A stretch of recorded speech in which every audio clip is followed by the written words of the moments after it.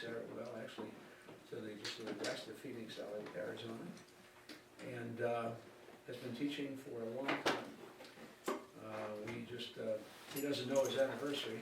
We're gonna have to get meet Ann at lunch, a sweet gal. Dr. Benware started in California teaching at a Baptist college there, which is now actually, I think his wife's dad Right. started that school, which is now Master's College, John MacArthur School in California. A very well respected college and seminary there too. So he started there and then went on to Liberty Bible Institute in Chicago, my alma mater. He was teaching there after I left, if that would date me there. And he was there for about 25 years teaching at the school. And then went to Philadelphia College of the Bible, which is now, well, for a while it was Philadelphia Biblical University. Biblical University, now it's Cairn University. And At least for now, they'll probably change the name again. yes, yeah, we talk about that. And taught there for about 8 or 9 years, and then went on to Arizona, where he taught at Southwestern University. Southwestern Christian. Just Southwestern College, and of course they had to change their name to Arizona Christian University. Which is designed to keep the IRS confused. We're thinking about it too, to change ours to Cheney Lane University.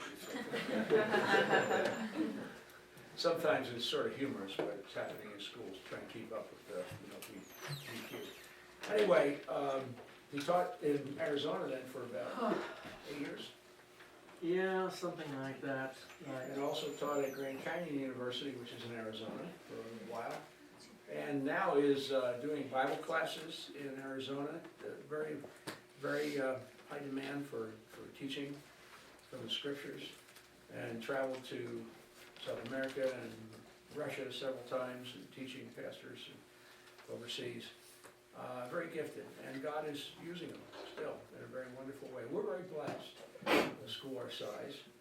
I don't know what it comes out to per hour, $2.50 an hour or something like that. It's not that much. About that. But all the coffee I can drink. That's right. And so, That's right. hey, And can't beat that. we keep on hand the connections for his machine, which and most of the time are in the Technological Museum here in Jackson Hole. That's not No, we're kidding. needed, but this is needed. He's very gifted, and we're very pleased to have him. Let's have a word of prayer, and he'll introduce his wife at lunch, and you'll get to know him. You can talk to him, ask him questions. So since you're going to have him for quite a few weeks, scout out your teacher, find out what is important to him as he teaches, and stay on track, because he's going to dump a lot of material. It fits into our overview, our big picture concept, because he's going to do a lot of teaching from the Old Testament, New Testament, life of Christ, putting this all together, and then prophecy. You're going to get just first class presentation on all these subjects. So thank you for taking your time and being with us. My privilege. Become sort of part of the family.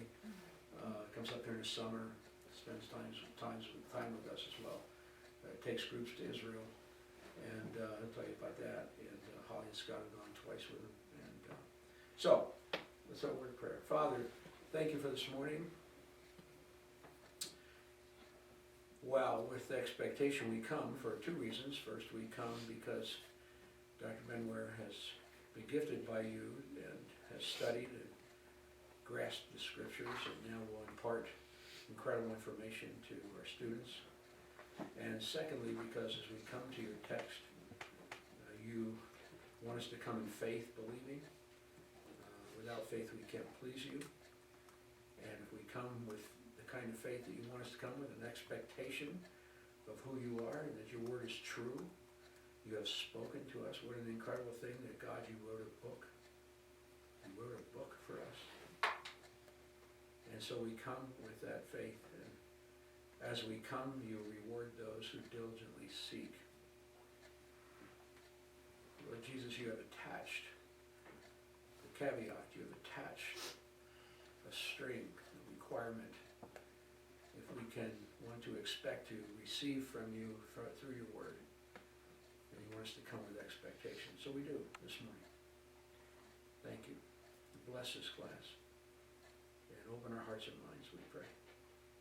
And be with Dr. Benware as he teaches, give him insights even as he teaches. And as you counsel Psalm studying last night, after all these years, almost 50 years, still going over his material. Thank you. We want to be learners every day of our life. So bless him as he teaches as well. We pray in Jesus' name. Amen. I'll ask you at lunch for a report. Okay. Enjoy. Thank you, Pastor Don. Yeah. It was a privilege to be here. Okay, now let's see. I've met a lot of you already. But Hannah, I haven't met you. Hi, Hannah. And where are you from now? Portland, Oregon. Portland, Oregon. Okay. And it's Adriana or Selena. Selena? Selena. Okay. Got it. All right. And Ben? Yep. Yep. I saw your picture. I haven't met you. And who else haven't? Oh, is it Adriana? Is that? Okay. And where are you from? Dallas, Texas. Ah, Dallas. I spent 4 good years in Dallas, Texas. And Julie, family resemblance for sure. Good to see you. How's my friend Amy? She's doing well. Good. Well, give her my greetings. Okay. And Elizabeth. Hello. And are you Elizabeth or Liz or Lizzie or? Whatever you want to call me. See, my wife's name is Elizabeth, but we call her Anne. So what do you like? Okay. Interesting, yes. So what would you like? So what would you like to be called? It doesn't really matter. It's like, totally up to you. What do you guys call her? Liz. Lisa Liz. Liz, is that what you call her? Liz, okay, you're Liz. Okay, I got it. I So got it. Elizabeth Ann the second. Is that? Yeah. Okay, very good. Well, we are going to be looking at the Old Testament, and this is I think it's going to be a great 2 weeks. One of the things that seems to characterize even very good churches is that the people are fundamentally illiterate when it comes to the Old Testament. The best thing they know are some stories. So they know that this rather large man, Goliath, standing about 9'6", clearly an NBA prospect. Anyway, he gets killed by David. And we know about Moses leading the Israelites across the Red Sea. And we know about Noah and a few things like that, but the relationship of all of these stories together is really lost on probably 95% of people who inhabit evangelical pews. So one of the things we're going to do, and it's one of my goals, is that by the end of this study, actually by next Monday, to be even more specific, you are going to be able to tell the story of the Old Testament in about 15 minutes. You're going to be able to do that getting all the right facts and being able to tell the flow of the story and where everything connects. The other thing is you're going to come away realizing that the Abrahamic covenant is the glue that holds the Bible together. For most Christians, they don't really know much about the Abrahamic covenant, but you're going to know about the Abrahamic covenant. If you don't know it now, you're going to understand it. Because if you want to understand the Bible, you have got to understand what happened in Genesis 12 and from then on. And so you're going to be able to articulate, and I'll tell you right now, the main discussion question on the exam, which will probably occur Tuesday morning, is going to be on the Abrahamic covenant. Because it is not a trivial pursuit. This is critical to your understanding. If you don't understand the Abrahamic covenant, you're never going to understand the Old Testament, nor are you really going to understand the Bible. So, you understand bits and pieces, but you're not going to see the big picture of what God is going to do and how he's going to do it. So, we got a great a couple of weeks ahead of us, and I think you're going to like it, enjoy it. We're going to go over the syllabus in just a moment, then we'll get these quizzes out of the way. We're going to have quizzes every morning. Well, I'll get to that in a moment. But if you have your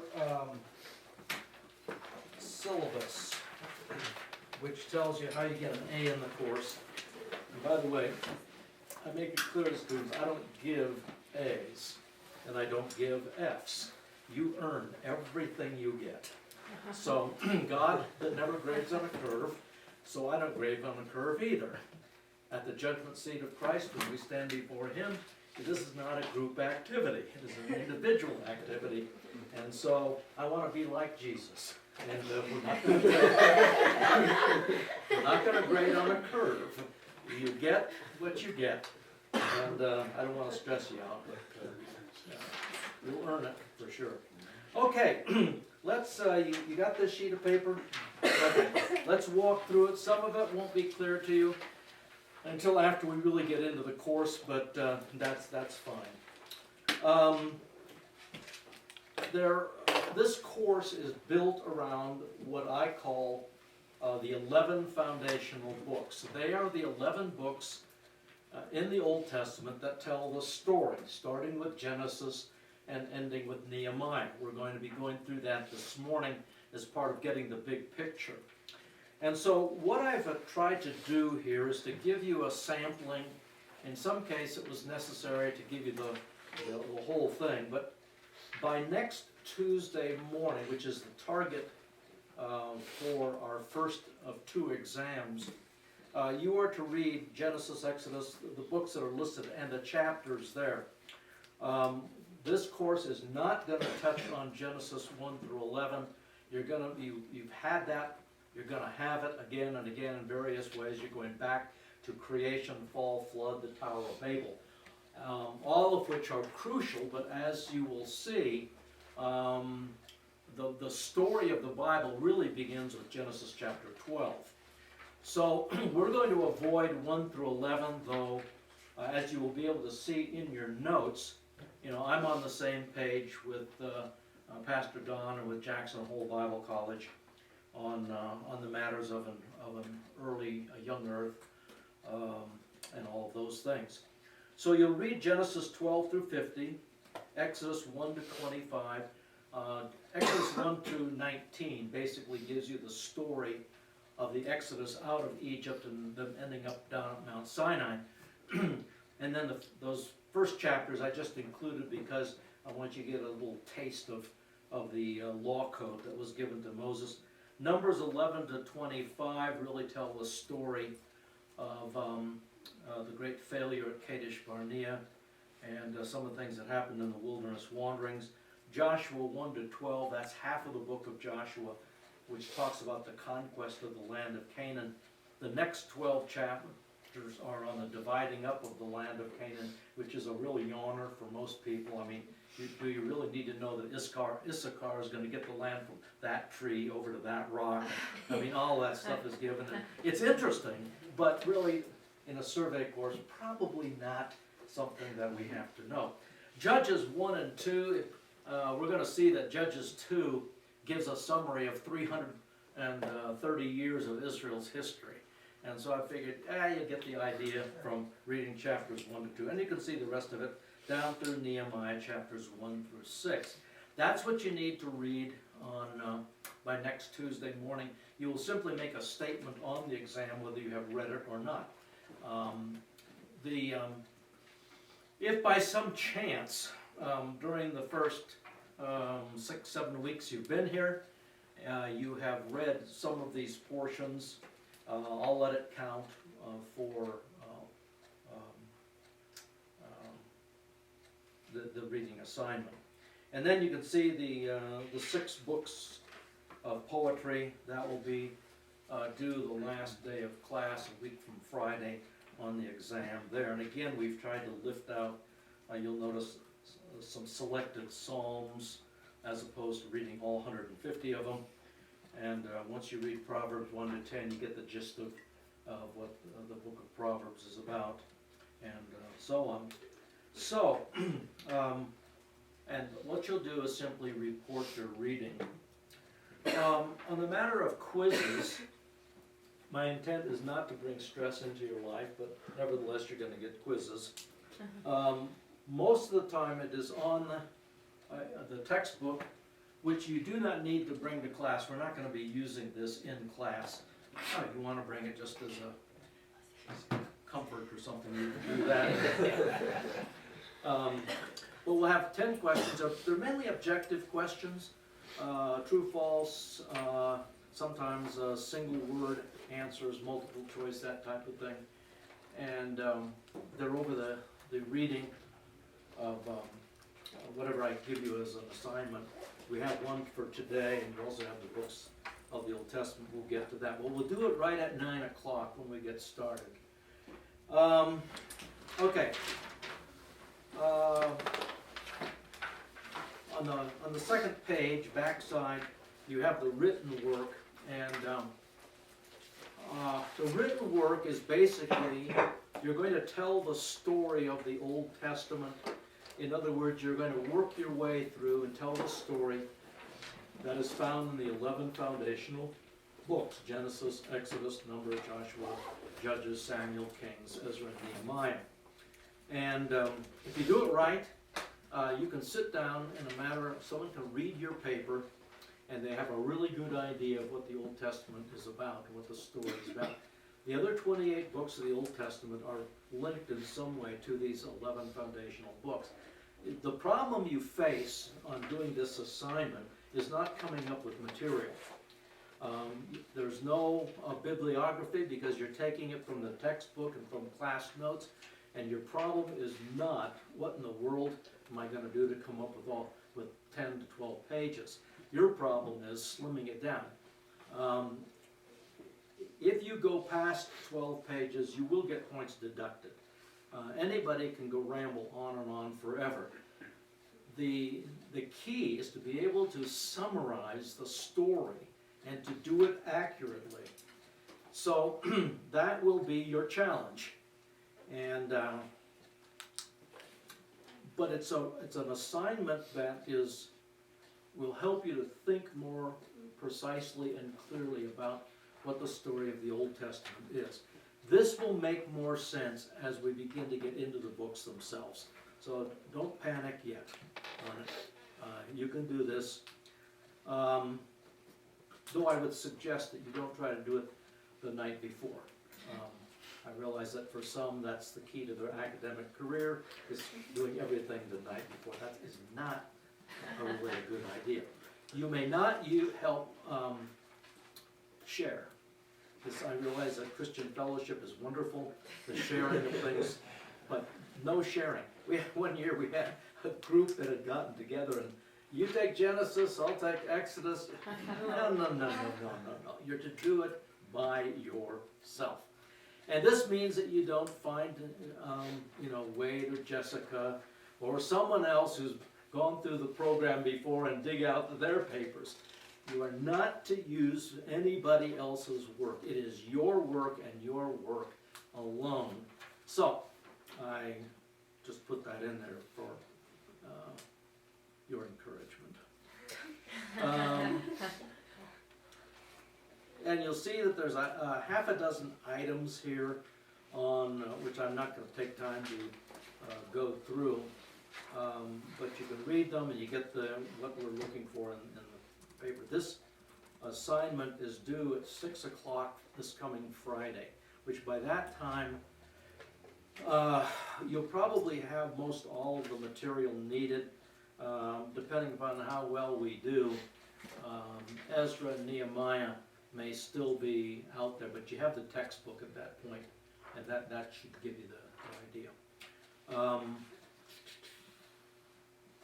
But again, you're not to include Genesis 1 through 11. I mean, the reason why I do that is that in the past, because of the nature of the Jackson Hole Bible College and the emphasis on creationism and so on, students they'd be on page 2, moving on to page 3, and they're still talking about Adam and Eve. I mean, this is a 10 to 12 page paper, and we're looking at Adam and Eve on page 3? I don't think so. So as a result, to eliminate all of that, because you have to tell me everything you know about the fall and the flood and all of that, don't. I don't want to know that you know. I know that you know. Just don't put it in writing, okay? Okay, we got a couple of exams. Look at the grading of the course. The first exam, which is the one that we spend this week on, we're not having any exam this week, is 30%, almost 1/3 of your grade comes from the first exam. Most likely will be on Tuesday morning of next week. The second exam, which will be the last day of class on Friday a week, is on the books of poetry. The written work, which is the summary of the 11 foundational books, is that's 20%. Quiz is 20%, and then the scripture reading is 20%. Now, look, if you have any questions about the written work, feel free to ask me. I would suggest that maybe you don't try to get started on that today. Get the flow. Let us get started with it before you write. I mean, I've appreciated some students in the past, by Wednesday they've got their paper done, but in the process they've missed some major points in some of the books. And that just, at that point it's sort of counterproductive to be ahead of the game, and yet in a sense you're behind the game because you didn't get it, at least not all of it. So, any questions about this? Yes? Okay, so everything on that left column is what we're writing on? Well, these are the 11 foundational books. And yeah, you tell the entire story of, like,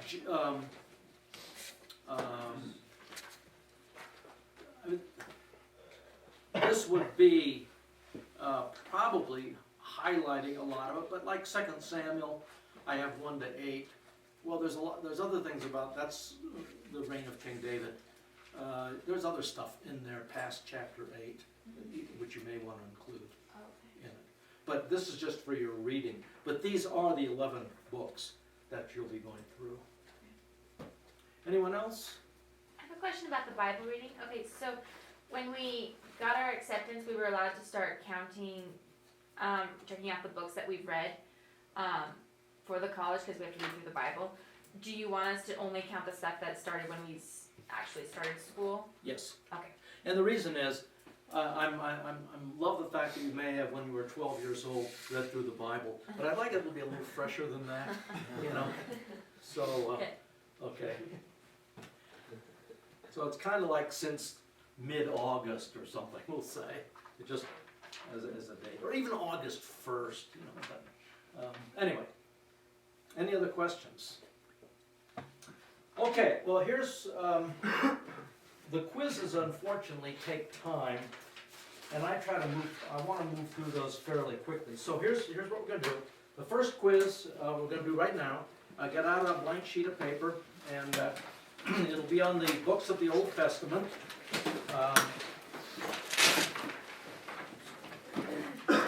And so if you would write them out in order and spelled correctly, and then we'll grade those, which is always a challenge. We'll grade those, and then we will take out another sheet of paper and do the 10-question quiz on the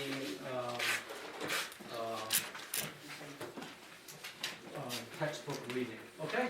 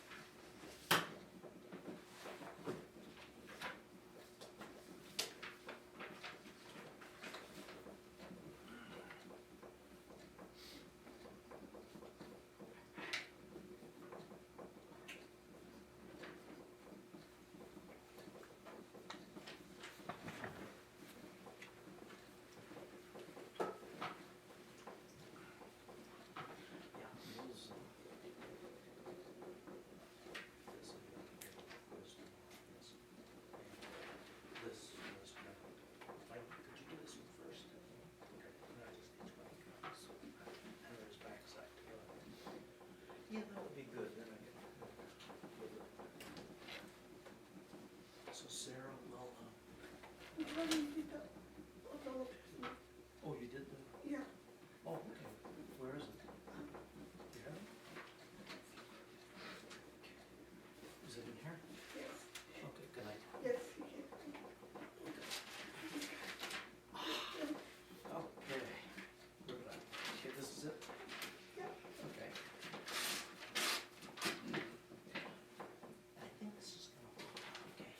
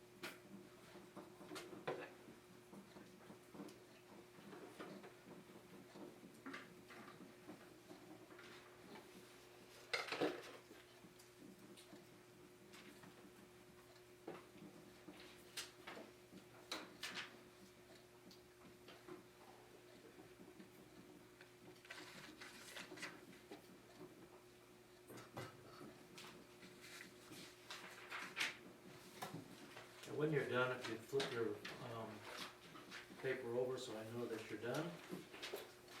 And again, when we're taking the quizzes, you're in very close proximity to one another. And so you need to be careful about your peripheral vision in picking up information off somebody else's paper. Just keep in mind that the person next to you really isn't very bright, and they're gonna get the wrong answers anyway, so you really don't wanna copy those answers.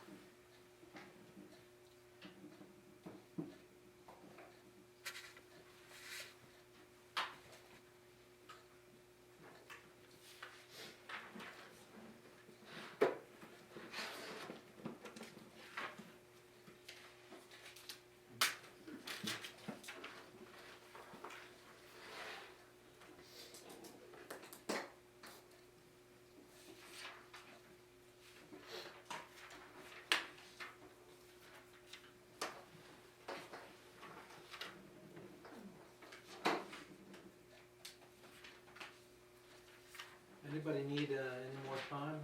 We're good, okay. Got a few more seconds here.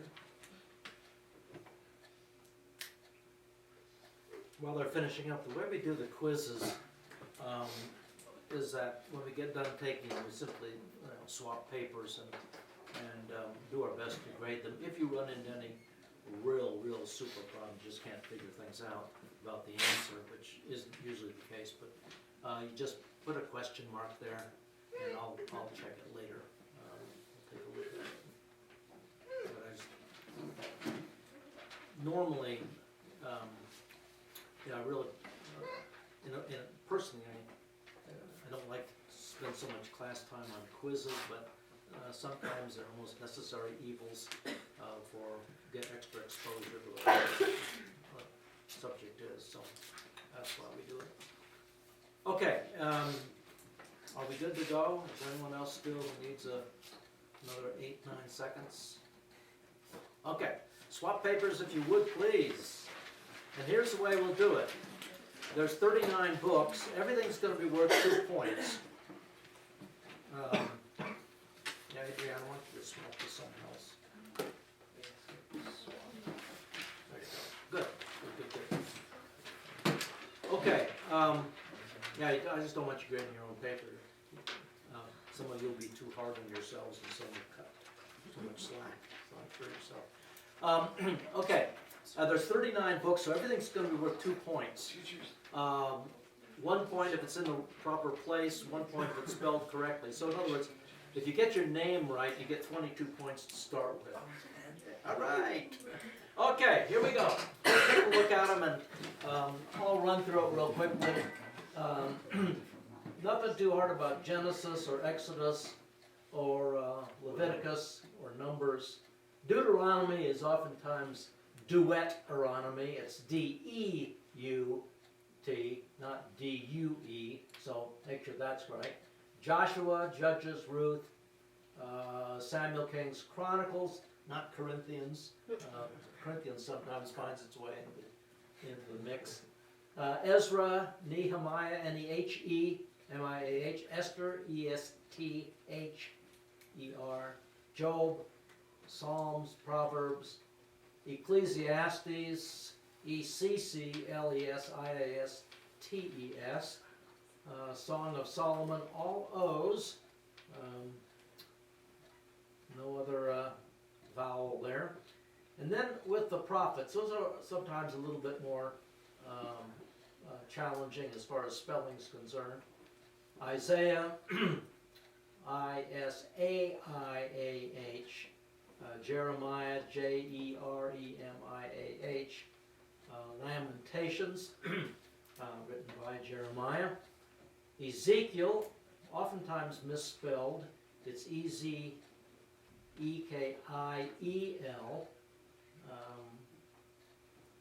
and Daniel, I-E-L. Hosea, H-O-S-E-A, Joel, Amos, Obadiah,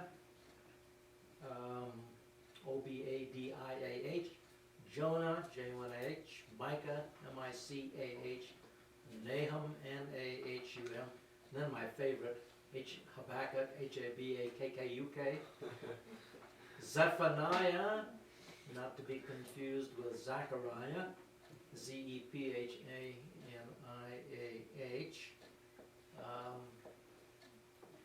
Very few people on the planet know what Zephaniah is about. There's probably 1% of evangelicals, but you'll learn that in a couple of weeks when you get into prophets. Haggai, H-A-G-G-A-I, Zechariah, Z-E-C-H-A-R-I-A-H, Malachi, M-A-L-A-C-H-I. Now, the problem is this: if they get something out of order, just like if they put Malachi after Jonah, that would just be not everything is wrong after that. I mean, that could be lethal to your grade. Malachi would be wrong, as long as everything else is then in correct order, so that would be just -1. This is a more tricky one to Any questions about this though? I mean, yeah, Zach, So just real quick, what if it's in order but the spelling is wrong? you get -1, -1 on that. Song of Songs and Song of Solomon, are they one and the same? What's that? Song of Songs for Song of Solomon? Yeah, I guess so. Yeah, that would work. Okay. No, I did. I put that there. Okay. All right, if you would put the total correct, so if they missed 5, give them a 95, okay? If they miss 10, give them a 90. If they don't miss any, give them a 100, okay? Are we good on this? Can I ask? What? Can I ask him for clarification? What he Yeah, was- sure. Is that- Yeah. Oh, And the reason why I do this is that, I mean, this may really seem to be elementary, and it is. However, we have over the years had students come in who they recently have come to know Christ as Savior, that have no church background at all. And this is a big deal. Figure out where the books are, and if we're gonna study the Old Testament, that's kind of like where you begin. So, if you have put a grade up top, if the person would, you want to give it back to the person, then we'll send it to the, give me. Okay, so sorry, for something that was misspelled, it was -1 point? Yeah. Okay, and then for something that was in. Out of order, minus a point. -1, Yeah. okay. And if you just can't figure it out, And then missed is 3, what? completely not there is That would be -2 then, 2, okay. because they didn't spell it right, and it's not in order. Okay. But if they get their name right, remember, they get 22 points for getting their name right. Well, no, like if the book wasn't actually named in the order. Yeah, then they get -2. Minus -2. 2.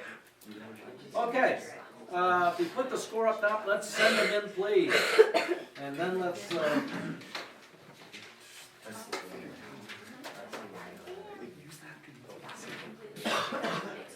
okay, send them kind of somewhere, up front. Let's, we'll figure this thing out. How many 100s did we get? Oh, excellent, excellent. You can write home now and tell them you're getting an A+.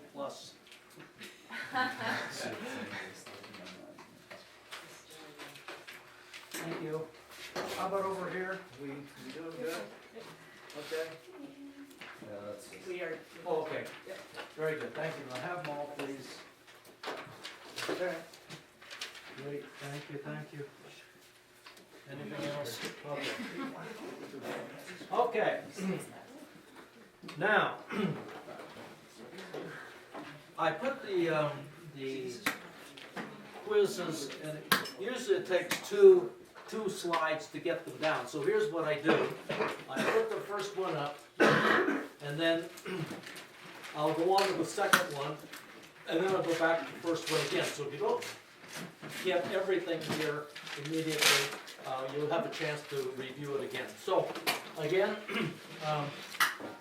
I would point out on this that, first of all, the first question on this is always, did you read the pages involved? And the reason for this is that every now and then we have some brilliant students who figure they don't really need to read the textbook to answer all these questions, and so they don't. And so I just want to ensure the fact they can't get an A on the quiz if they don't read it. So that's, the first question is, did you read it? And then on the true-false questions, if you want to explain your answer, you can do that. True-false questions by their very nature appear to be devious sometimes. And I really don't mean it that way, but it's an interpretive thing. And so if you say, well, you know, it's true, but sometimes it's, okay, then put down T or F and then write your explanation if you want to. And sometimes you technically get the wrong answer, but if you've explained it and I understand, yeah, they know what they're talking about, you'll get credit for it. So that's what we do on the quizzes and also on the exams. You can explain your answer on a true-false, okay?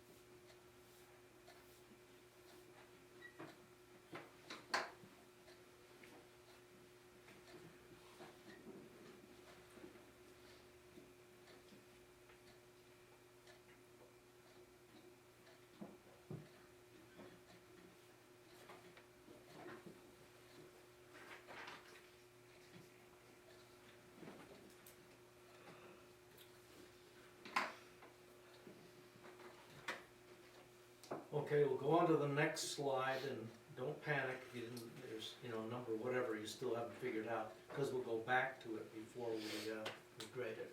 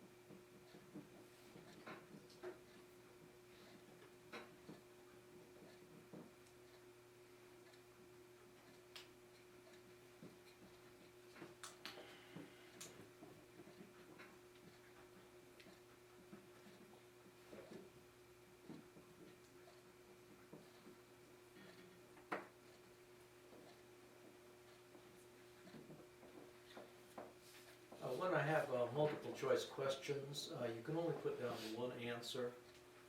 Every now and then a student put down several answers. I guess it's up to me to decide which one is the right one. And you won't put down one answer on multiple choice.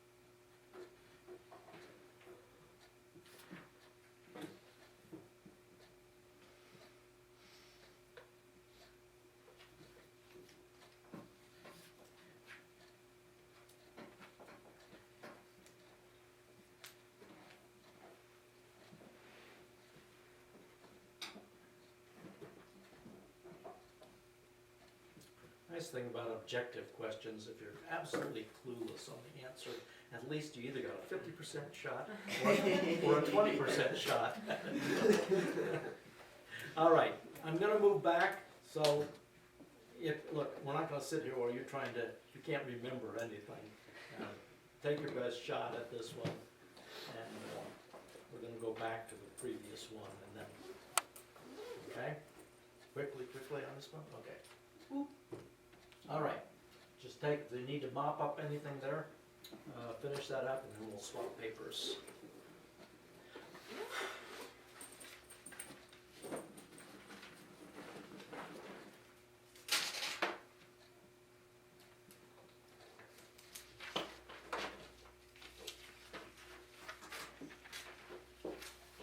Okay, we good? All right, make sure your name is on the paper. Not having a prophetic gift, I can't figure out who it is. So if you then swap papers with someone who will not laugh at your answers. Okay. The correct answer on number 1 is yes. You only get, if you put down no, that of course is a correct answer if you didn't read it, and you don't get credit for that. So, did you read pages 11 through 50 in the text? Number 2, Jesus and Paul both testified to the Mosaic authorship of the Pentateuch, that is, what? Oh. I'm so sorry. Can we go back to number 9 for like 1 second? I thought we were gonna go back to it, but then I didn't, and okay, I'm so sorry. 1, 1,000, 2, 1,000. Alright, we're good, let's go. Okay. All right. The answer to number 2 is what? True.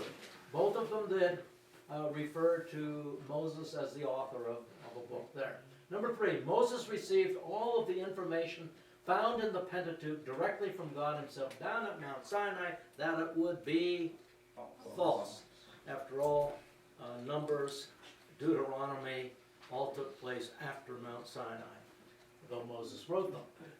Number 4, the chapter that is referred to as the cornerstone chapter of the Bible, this is in the textbook of course, is what?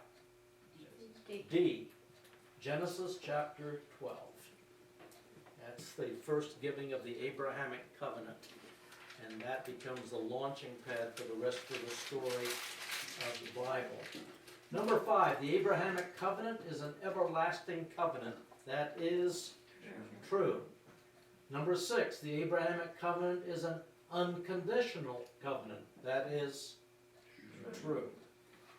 And if you have any questions about that now, I assure you a week from now, that will not cross your mind that it's not everlasting nor unconditional.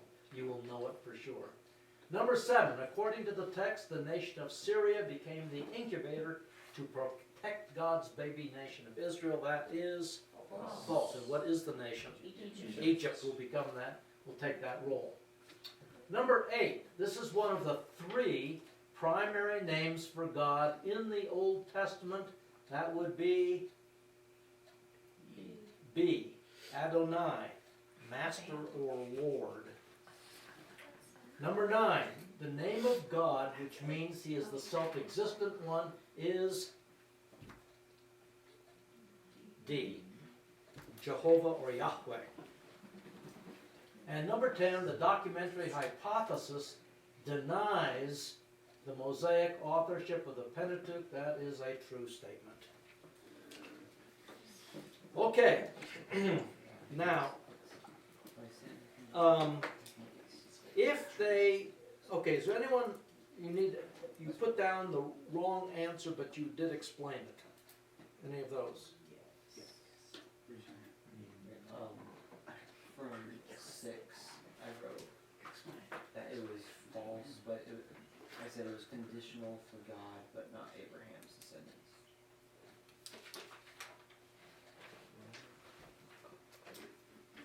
I guess I'm not sure what that would mean. Like, It was conditional like to God. because he said he would always fulfill, like Abraham would have to keep their side, but God said he would always keep your side. No, you'll see that when we get on that probably would not be. Okay. Okay, if you put the number right, whether it's an 8, a 10, a 6, whatever. Yeah? For, what was it? I think 4, I explained, in the book, it was saying how Genesis 1 was, like, important because that's where, like, you get the 2 worldviews, I think it was saying, about that God is a creator and he created everything out of Okay, but the term, the cornerstone chapter, that it's in quotes because that's the term we apply to Genesis 12. Okay. Okay. Okay, if you put the correct number down on the top of the page, that would be good. Okay? Yeah, Jack? So I got 6 wrong, but they put a rather long explanation for my reason, so can I just talk to you about it after class? Yeah. Yeah, you can, probably It's a wrong wrong explanation. That one is pretty rigid, so it really gotta be Okay. a classical explanation as to why. But I tell you, for now, just put the question mark, and I can check on it later. Okay. On the top for the grading, do you want me to just put like 8 out of 10, something like that, or do you want a percentage? No, just put 8. Okay. I'll know what that means.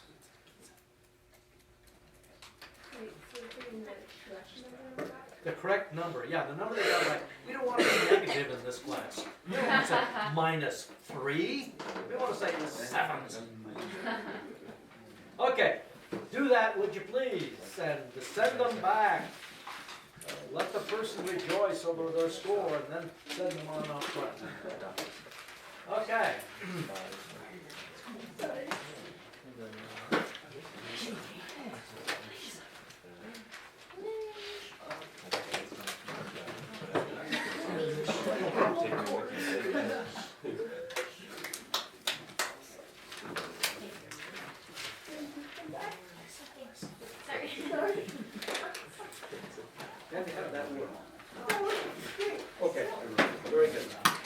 Okay, we got them all? Got all the quizzes? Okay.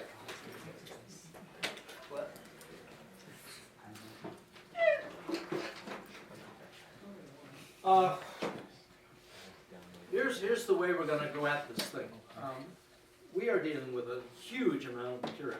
The Old Testament itself is probably 3 times volume-wise the size of the New Testament, and we're called upon to look at 23 out of the 39 books. This is not going to be a verse-by-verse thing, let me assure you. But one of the things we need to do, and what I want to do, is to get the big picture. And so we're going to do a couple of things, and this is where your notes are designed to help. And we want to do 2 things by way of an overview before we start at Genesis 12. We want to get the big picture of the entirety of the Bible, really from Genesis to Revelation. And we'll just, that's not going to take as much time as you might think. And then I want us to get an understanding of the basic layout of the Old Testament. Then we'll start proceeding on through it. So let me just get underway, and then we'll take a little bit of a break. When you open up Genesis 1 and 2, and you look at it real carefully, as you know, if you look at the text and just think about it a while, there's certain things that begin to emerge as to what God was doing or planned to do. And we know that giraffes and raccoons and goldfish are not created in the image of God. Man uniquely was created in the image of God. And what does that mean? That we are in God's image. We reflect him through the way we are designed. Okay. Could you be more specific? Yeah. Obviously, there's things we don't reflect in him, in the sense that he's eternal, we are not. Well, specifically in the regards, we have soul and life and consciousness and the ability to reason and free will and all sorts of different things that nothing else has. Basically, to be in the image of God, God is a person, he has personality, and we do too. So that, generally speaking, theologians speak of image of God, including the basic elements of intellect, emotions, and will. And we have an intellect which we are able to take and process information. We are able to correlate truths and facts in a way that an animal can't. And I realize, your dog Fido back home is quite an intelligent dog, but the reality is he can be trained, but he really can't think. He can't take a variety of facts and come up with conclusions. And as a result, you and I can make choices. God has built it in to us that we can decide things. We can decide to do to have orange juice for breakfast, or we can decide to have apple juice for breakfast. We make tens of thousands of decisions on a weekly basis. We have that ability. And also we have emotions, a wide range of emotions, from joy to rage, and I guess all points in between. That's really true of us alone. And we were wired this way, we were built this way, because of what God designed for man to be like. First of all, we have the privilege of fellowship with God. Now, I can't tell you for sure what relationship zebras have to God, their creator. But what I do know is they can't worship him. Because as Jesus said in John 4, authentic worship is what? Is in what? 2 things. Spirit and truth. And the word spirit there is not the Holy Spirit, it's talking about the human spirit. Genuine worship is a response of the human spirit, and then in truth, we have to understand things. And so we can make a choice to respond to God, to fellowship with God, and that's true in our relationships that we have here and now. We are able, because we are in the image of God and have intellect, emotions, and will, we are able to fellowship. And so God designed us that way. We have no evidence of any other creature on earth that was in fellowship with God. Secondly, man was given a priority, not true of anybody else. Adam is made king of the planet, Eve is queen. And that is the great significance of humankind, is that we are to rule over the fish of the sea, birds of the air, and so on. We are given rulership of the planet. And a couple of times in Genesis, that's mentioned. 126, I think 128 as well. And of course, David's great psalm, what is man that thou art mindful of him? You've made him really king of the earth, that type of thing. And so you don't have parakeets ruling the planet. People do. At least that was the design. And third, man was placed, as you know, in Eden. Eden was not the earth. Eden, the Garden of Delight, as Eden means, was a spot, a place on planet Earth. We assume that as the human race expanded, that Eden would have expanded as well. If Adam and Eve had meaningful activity to take care of the garden, it's highly unlikely that that was a worldwide place. And we know it wasn't, because eventually they were actually kicked out of the garden. So,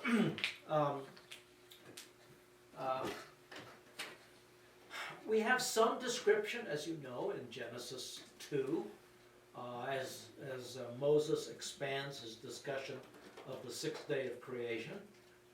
But what a pristine environment! What a wonderful, perfect place it was. No sin, no death, nothing of a negative nature.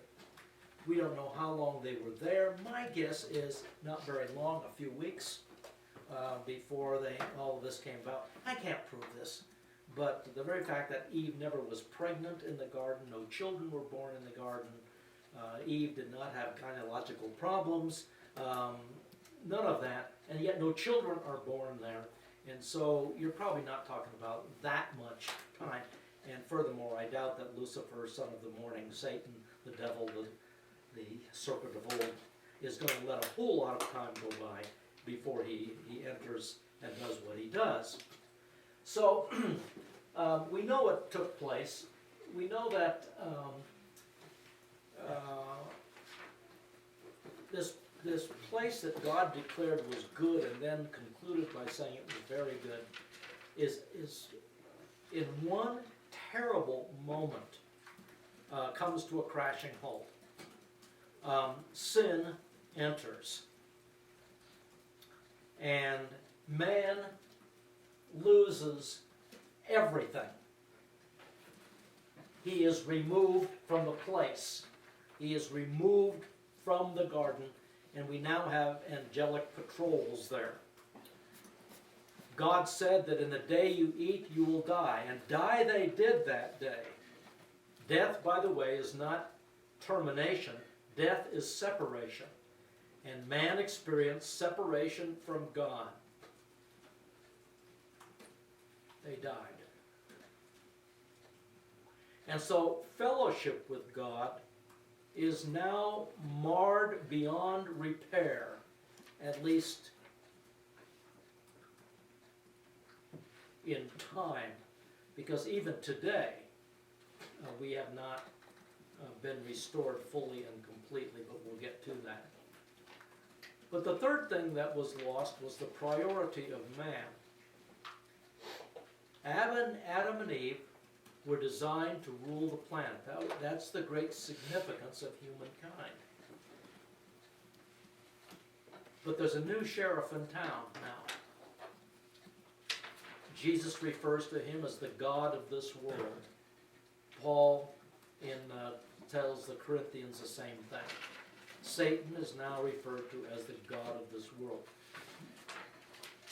Adam and Eve lost something that day as far as their privilege or their priority of ruling the planet. Now, you know that moment when God entered the garden in chapter 3 of Genesis, that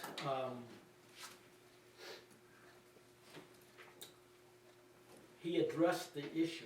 I don't know if you've thought of this before, but in a sense, God had a decision to make. And the decision was to restore and reconcile or to destroy it and start over again. Now you think about it for a moment. Now if I would have the tendency, but then I'm not God, I would have the tendency to destroy everything and start over again. And what do you lose? You lose 2 people in 7 days' work. You realize that a week later, with Stanley and Deborah, you could be up and running with 2 more. And I don't know what would happen to Adam and Eve, but they would be non-issues. But you know, you lose 7 days' work and 2 people, and you could be back to paradise again. Well, as you well know, the story is that God chose to restore the original plan. Why? Because it was excellent. That's why. There was nothing defective about the original plan. God declared it to be very good, beautiful, excellent, wonderful. So God chose to restore and reconcile everything that was lost in Eden. The privilege of man, the priority of man, and then the physical paradise. Now, so when we look carefully at Genesis 1 through 3, what do we discover? We discover God's original purposes. But the interesting thing is that when you flip over to the other end of the Bible, to Revelation, the last 3 chapters, Revelation 20, 21, and 22, what is it that you discover? You discover that the same 3 things that were lost in Eden are now restored, and not just restored, but actually enhanced. And so the story of Scripture is the story of God's activity to restore and reconcile everything that was lost in the Garden of Eden.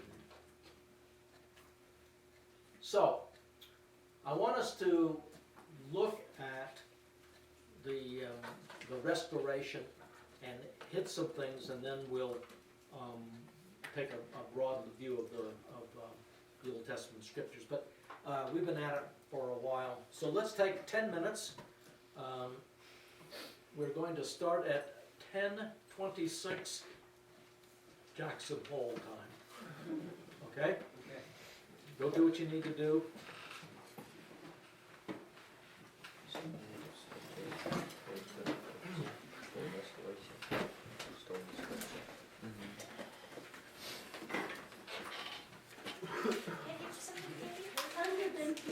I can show you what I wrote. Okay, sure. I think it shows.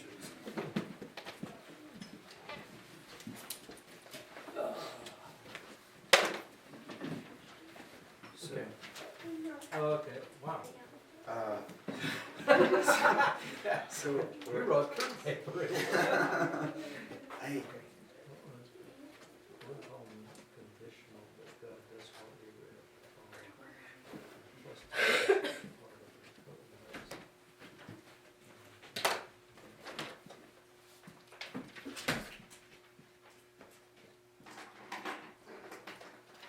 Okay, the reason why this is not quite correct is that yeah. the question would be, what if Abraham didn't obey? Okay.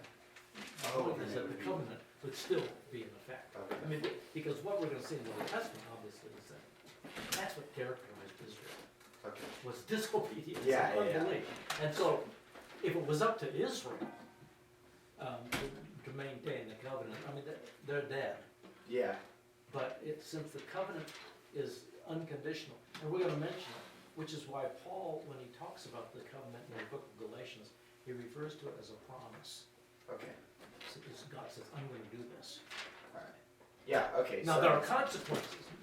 There are consequences if you don't obey me and so on. But one of the consequences is not the termination of the covenant. Okay. Okay? All right. That makes sense. And that will become clearer as we go along too. Yeah. But that's actually a very key point. Okay. So much of theology is dependent upon that one issue as to Interesting. what's going to happen in the Nice. future. Well, thank you. Okay, fair enough, Zach.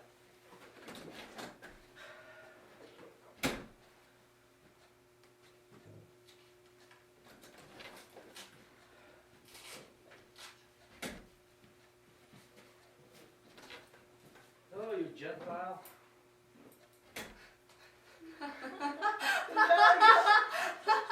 You're called a dog, Yes. Oh, that's so funny. Oh. That dog just got a nickname, I tell you that. Oh man, that's good. Oh, he calls his wife the Canaanite too, which is Interesting. There's a story. I'm sure there is a story. The Canaanite. I've never seen his wife, so maybe there's a reason behind this.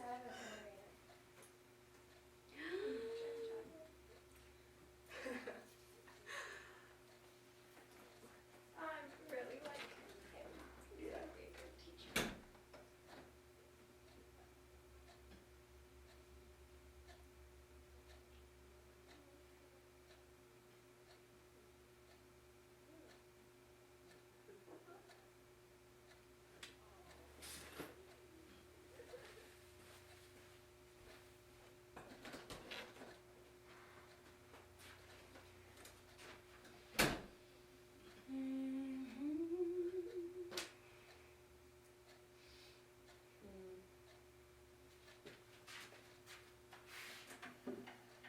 Is it okay if I play? Yeah.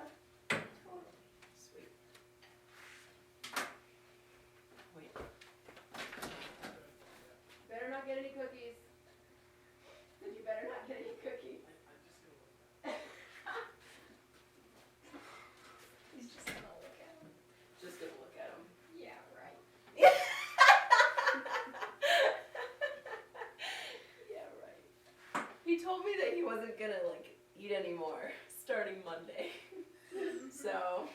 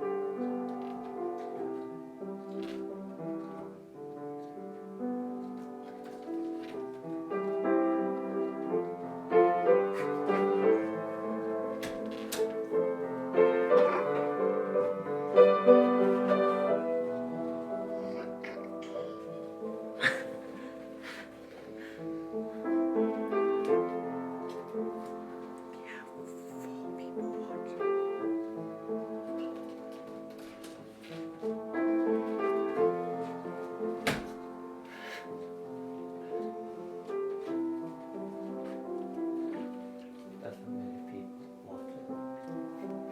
It just stuck my face out.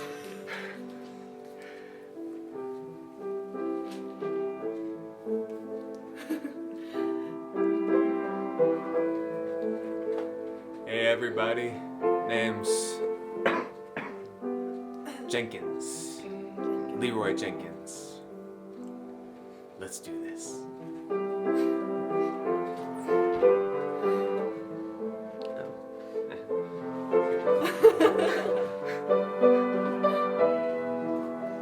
Hey, babe, there's only 4 people watching this class. Hey. wait, you can see It is who's I. watching it? The Frenchiest fry. So I think I might have broken my nose yesterday during a smear. Not a bad break, but when I got my bloody nose and went to like clean it up, I touched my nose and I almost screamed. Yeah, when you took me down, I don't think I broke my nose, but it was jacked pretty bad. Like after that first takedown where you just like I slammed me. slammed you, Yeah, yeah. I think you like. But I mean, landed I on got top like of me or something. and it full was on just, like, punched in the face by Trevor. Oh, Trev. So I mean, like, yeah. I'm not gonna tell my mother, but I did tell my dad. Yeah, you don't Does tell your your mom mom watch these kind of live stream? things. No. Okay. Because I was like, are we right there? No, we've been having fun with this live stream. Oh, but I think It's nice to have it back. He thinks what? I don't swell up much when I break stuff, and when I move, like Wait, he thinks he broke his nose? Yesterday. When I got bloody nose In and Smear. stuff earlier. Ben. Okay, I was going You to got do that, hammered. I touched my nose and I almost screamed. Like, where does that feel like it broke up there? Like, down right here. So it would have been the cartilage. Oh, like the hip maybe? Yeah, closer to the tip. I broke my nose. Monty broke his nose once, he had to get a nose job. There's one in front of my nose is all flat right here. It's really funny. Where were you at? I told my dad and he's like, well, welcome to the Broken Nose Club. It'll be like Jerry with Sam. Yeah, right. Yeah, Sam was No, he was pretty ticked. I need to ask my mom to send me information, but I asked her to send it to me. She's getting annoyed.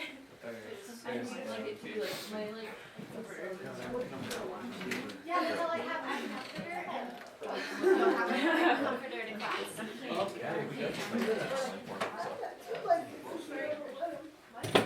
Just use that for my dick. I make people not offer in class.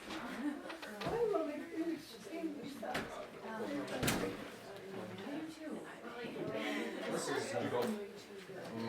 Everybody's gonna get out. Okay. Huh? What if these other apartments could be? We already have that. We do. Yeah. What's that? It's on our syllabus. We already have that. They're requiring for paper. Yeah. It's on the- I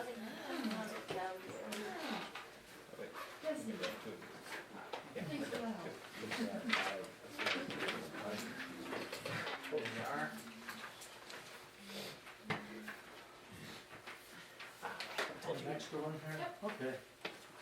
Very good.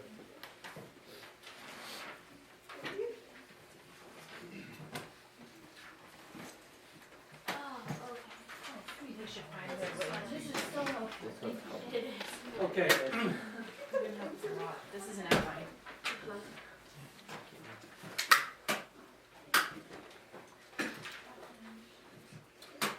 What I've handed out to you is just sort of designed to help you when you're writing your paper.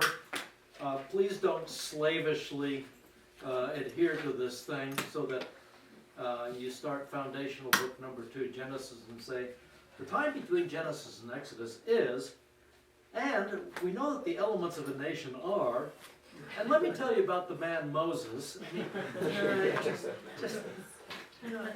oh, and the other thing I want to tell you about this, what I want you to, as you're writing it, of course, for yourself. I actually think that this is an assignment that you might even look at 5 years from now. In other words, this is not a meaningless activity. But when you write it, why don't you sort of think of a friend of yours back home who may or may not know a whole lot about the Old Testament, but if they read your paper, they're going to have a real good idea of what the Old Testament is about. Okay? So kind of keep that in mind. I realize you're writing it for me. I'm the guy who grades it, but this will at least give you some idea of what. Make sure it's sort of a checklist. Make sure you don't forget certain things. But it doesn't mean you slavishly keep to this. You can put other things as well. I do mention that it might be helpful, and really for yourself as much as anything, when you look at this, a year from now, that you might find on occasion that it might be good to put in a scripture reference. Judges 2 or Judges 125 or something like that, just so that you know where you're getting the stuff from. Because believe it or not, you actually forget things. In fact, studies have been that if you simply hear things, you sit there and listen to a lecture, no notes, no visuals, no nothing, you end up, I don't know where they come up with these statistics, but 15/16 you forget within 24 hours. So this is why it's always good to be writing or taking notes, because believe it or not, we don't retain nearly as much as we thought. Okay. Scott has joined us. He's going to check to make sure my theology has not descended into the realm of apostasy here, and to protect the students. I'd like you to have your Bibles out now, because I want to quickly go through this. What we're saying is that really the story of the Bible is the story of God's plan and purpose to restore everything that was lost in Eden. And so, if I were to ask the average believer what God is doing in this world, I think they would nail the first one pretty well. We have a sin problem. And so the result of that sin problem is that we need to somehow get past sin so that we can go back into fellowship with our Creator, our Savior God. And what a wonderful discussion in Romans 1, 2, and 3, and on into 4, that God has made provision through Jesus Christ on the cross. We understand that, don't we? And today, everyone in this room is, your sins have been paid for by Christ. The book of Hebrews tells us that every sin was paid for that April day in 33 AD on the cross. It's an amazing thing. It was an amazing spiritual transaction in ever. That every sin, the trillions of sins, multiple trillions of sins, that mankind has committed were all taken care of that day by the Lord Jesus Christ on the cross. That includes the sins you are going to commit in December of 2016. Those have been paid for. Which is why, if we die, we go to immediately be with the Lord, because we have been justified, and we have also been sanctified in the sense that we are perfectly set apart unto God. So, God has, through Christ, restored, at least made possible, the restoration of fellowship. Now, the truth of the matter is that you and I, even in our best moments, still have a sin issue, and really there's, you know as well as I, that we have a sense of sinfulness. In fact, a lot of believers even carry around guilt over past offenses. But what we experience right now, even in our very best moments of fellowship with God, are a shadow, we understand, of what will be true in the future, where we are in Revelation talking about full and complete fellowship with God. Look at some things in Revelation 21. And verse 3. And I heard a loud voice from the throne. There are some 20 times in Revelation where the loud voice is heard. And while everything is important, this is kind of like super important. And what is the loud voice saying? Behold, the tabernacle of God is among men, and he shall dwell among them. They shall be his people, and God himself shall be among them. He shall wipe away every tear from their eyes. There shall no longer be any death. There shall no longer be any mourning, crying, pain. The first things have passed away. He who sits on the throne said, Behold, I am making all things new. And you'll notice that the declaration is that God on the new earth, because in verse 1, I saw a new heaven and a new earth. That we are going to be on a new earth. And God is going to come and dwell amongst us. He's not like Genesis 2 and 3, where God would come in the cool of the day to visit Adam and Eve. This is going to be a permanent kind of fellowship, 24/7, between God and us. Chapter 22 says, they shall see his face. You say, well, I didn't think that was possible. Well, not now. It isn't. But then you see, you and I are not like Adam, who was sort of morally and spiritually neutral in a sense. You and I are actually righteous. We have the righteousness of Christ. Remember, Jesus said that no man can see the Father unless they are righteous. Righteousness is the standard. You have to be righteous as God is righteous. That's what he said in the Sermon on the Mount. That's a pretty high bar, isn't it? Which of us would like to try to attain to God's righteousness on our own? The reality is we can't, and yet that's what's required for fellowship. But that's why, when we are declared righteous by God, we are given the righteousness of Christ. This now makes it possible for us to enjoy the kind of fellowship with God that will not have barriers to it. And again, you and I in our best moments spiritually, there's still the sense that God is holy and we're not quite like that. And so that's going to be gone in the future. We're going to see his face. We're going to, and that's a picture of full, unhindered fellowship. So, God is going to restore fellowship, but it's not just a restoration to what existed in Adam and Eve's day. It's going to be an enriched version of it, where we, because we now have Christ's righteousness, we can have a fellowship with God, which will put into shadows everything that you and I have experienced up to this point. So there is going to be the restoration of fellowship. Secondly, there's the restoration of rulership. You see, it is generally the case when you talk about a biblical worldview and the great purposes of God, that you will hear people say quite often that the great purpose of God is the salvation of mankind, or in some cases, depending upon your theology, the salvation of the elect. Well, that's a very, in my judgment, a very restricted purpose.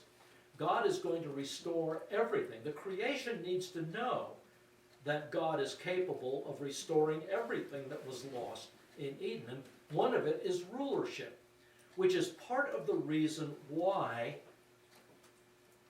there is such an emphasis in the New Testament on Jesus being a king. I mean, that's just not a cutesy idea. It is essential to take the planet back. And of course, Jesus will personally do that when he defeats Satan. And so you have passages like Revelation 19. And I heard as it were the voice of a great multitude, and as the sound of many waters, and as the sound of mighty peals of thunder, saying, Hallelujah! For the Lord our God, the Almighty, reigns. Verse 16, and on his robe and on his thigh, he has a name written, King of Kings and Lord of Lords. And Revelation 11 is actually the same moment in time as Revelation 19, and repeats the idea of Jesus ruling. He is the King of Kings and the Lord of Lords. In Jesus' earthly ministry, he talked about this. He talked about his kingship. He says in verse 31, which is a reference to the second coming, in Matthew 25:31, but when the Son of Man comes in his glory. Now that, of course, is a reference to his second coming. He didn't come in glory the first time around. He will come in glory. And all his angels with him. Then, there's a chronological sequence involved here. Then he will sit on his glorious throne. and the nations will be gathered, and so on. And so sometimes we have choruses that Jesus, there's a chorus that says, he was king of creation before there was time, or something like that. That's simply not true. If you're going to be a king, you have to have subjects. God has existed from eternity, but he didn't have subjects. Unless, of course, you want to have two members of the Godhead as subjects, which I think is heresy. But there's a great emphasis upon Jesus being king. But there's more to it than that. He also, there's an emphasis upon ruling and reigning with Christ. And Jesus is really clear on this subject. And this is one of those doctrines of the New Testament which, depending upon the circle that you are in, there's many places where you never hear this, unfortunately. And that is that there's an offer on the table to you and to me. And the offer is, would you like to rule with me? The idea that all believers rule and reign with Christ is not true. The idea that all believers in eternity are the same is not true. We are saved by God's grace apart from works, but works are very important.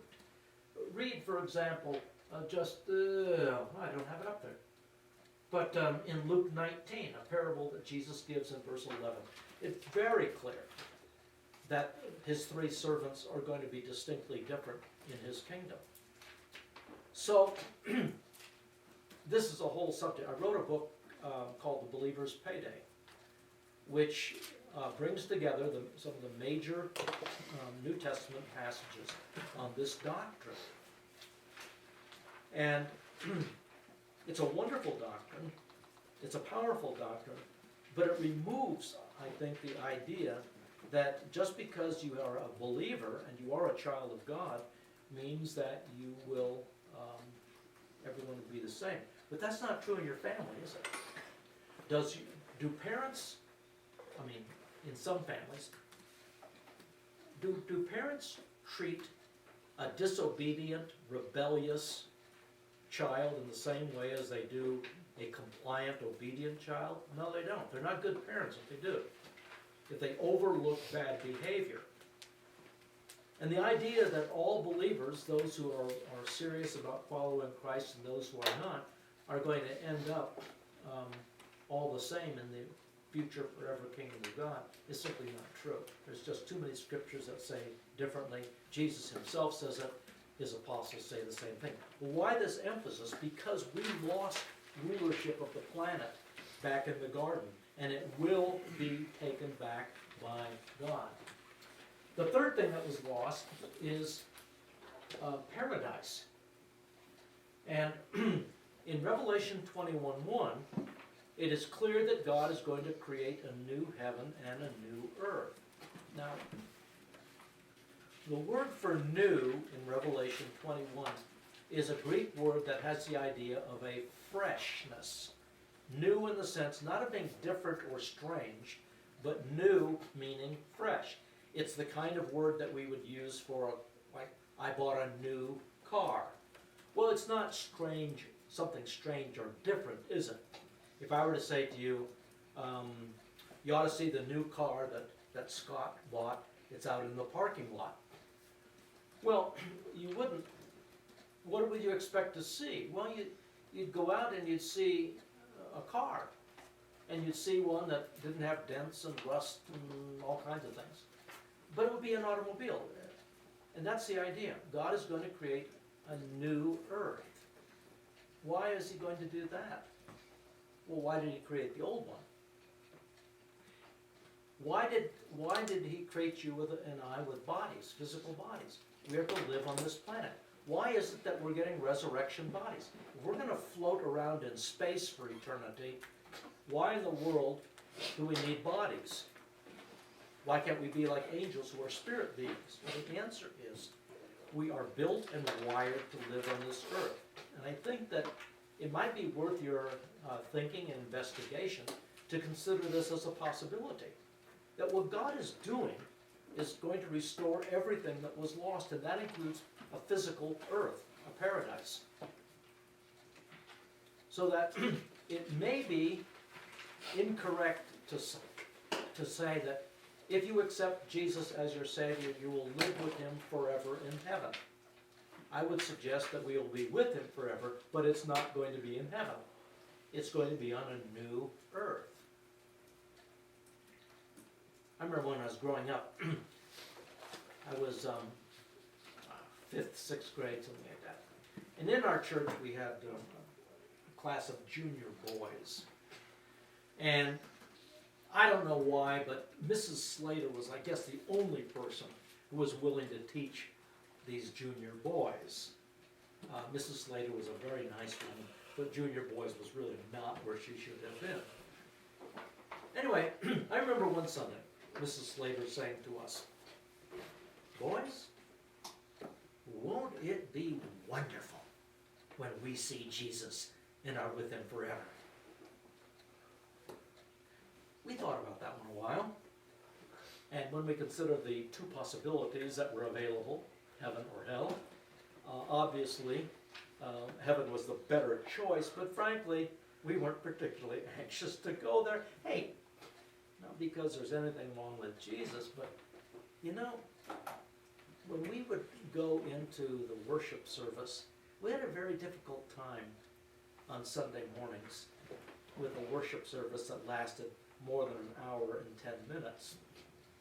And the whole idea of entering into heaven and getting this rather large hymnal, start on page 1 upon arrival, sing all verses, move on to hymn 2.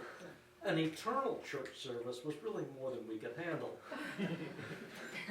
And you ask the average Christian today, what will you be doing for eternity? It's usually worshiping God, which is not a bad answer, but it's probably an incomplete answer. Adam and Eve, what were they put on the planet for? Well, for fellowship with God, but also for other things too. See, if Mrs. Slater had told me that eternity is going to include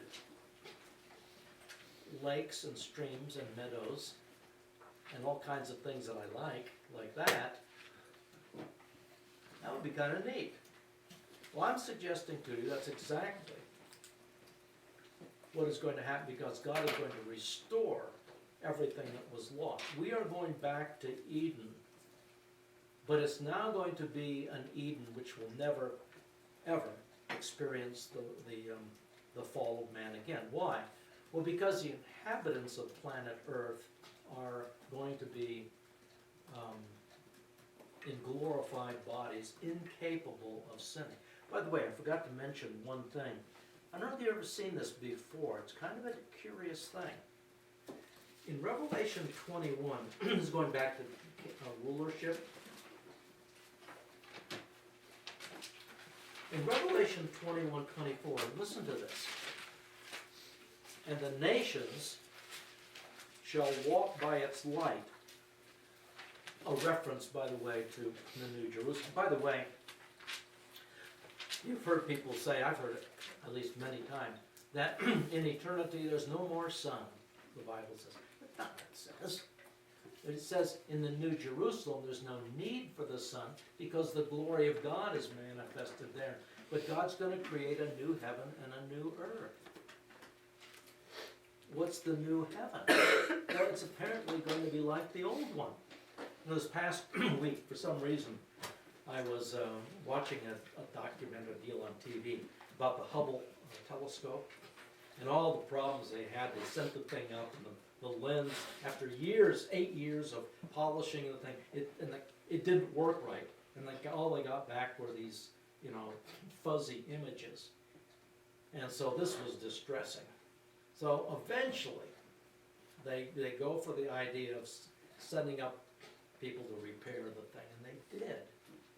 And the first shots from the Hubble telescope were just absolutely fantastic. And then remember, perhaps, that they focused on a black spot. Nothing there, but they focused the telescope on that spot. And when they took pictures, they came back with billions and billions of stars in the most incredible thing. And I just thought of that and I said, ain't evolution wonderful? No, that's not what I thought. I thought, you know, the heavens do declare the glory of God. Well, why did God create the old heavens? Well, for a number of reasons. Part of it was for create seasons on planet Earth, but also to demonstrate his power, glory, wisdom, and probably a lot more with the constellations teaching us things about the nature of God, all of the book of Job. So, God is going to recreate that, apparently. And we are going to have minds that won't grasp it all, but they're unfallen minds. We're going to have an understanding about God we've never had before as we see his universe. So it's going to be a marvelous thing. There will be a sun. That's what got me off on this. The city, this is verse 23, Revelation 21. The city has no need of the sun or of the moon to shine upon it, for the glory of God has illumined it, and its lamp is the Lamb. And the nations of the shall walk by its light, and the kings of the earth shall bring their glory into it. First of all, if you notice, there are nations. This is the eternal kingdom of God that's being talked about. Where is it? On the new earth. There are nations. Because sometimes my wife will ask me, are we going to be married? We've been married for a little over 50 years now. 50 long, hard years. But we've been... She's not here. Don't you dare say anything, Scott. Taking notes. You told me to take notes. Okay.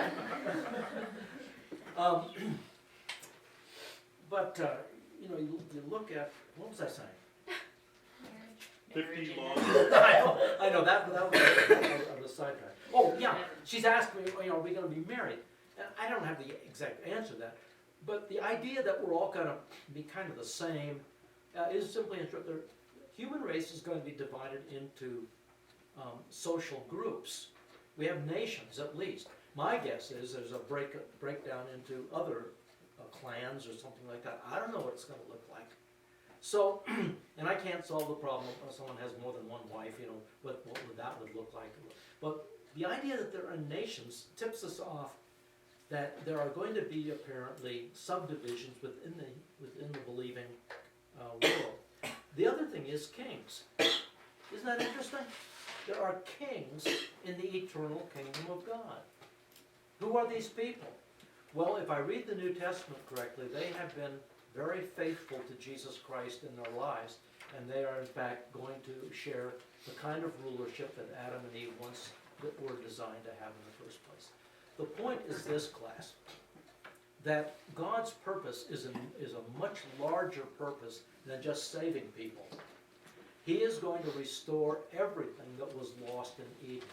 A physical paradise, a full fellowship with God, and also rulership of the planet. So, this is, I think, it's kind of interesting, isn't it?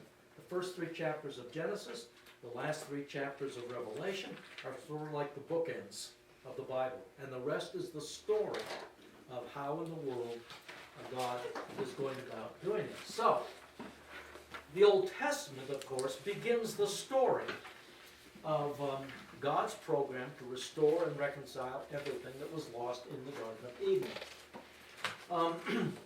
When you get to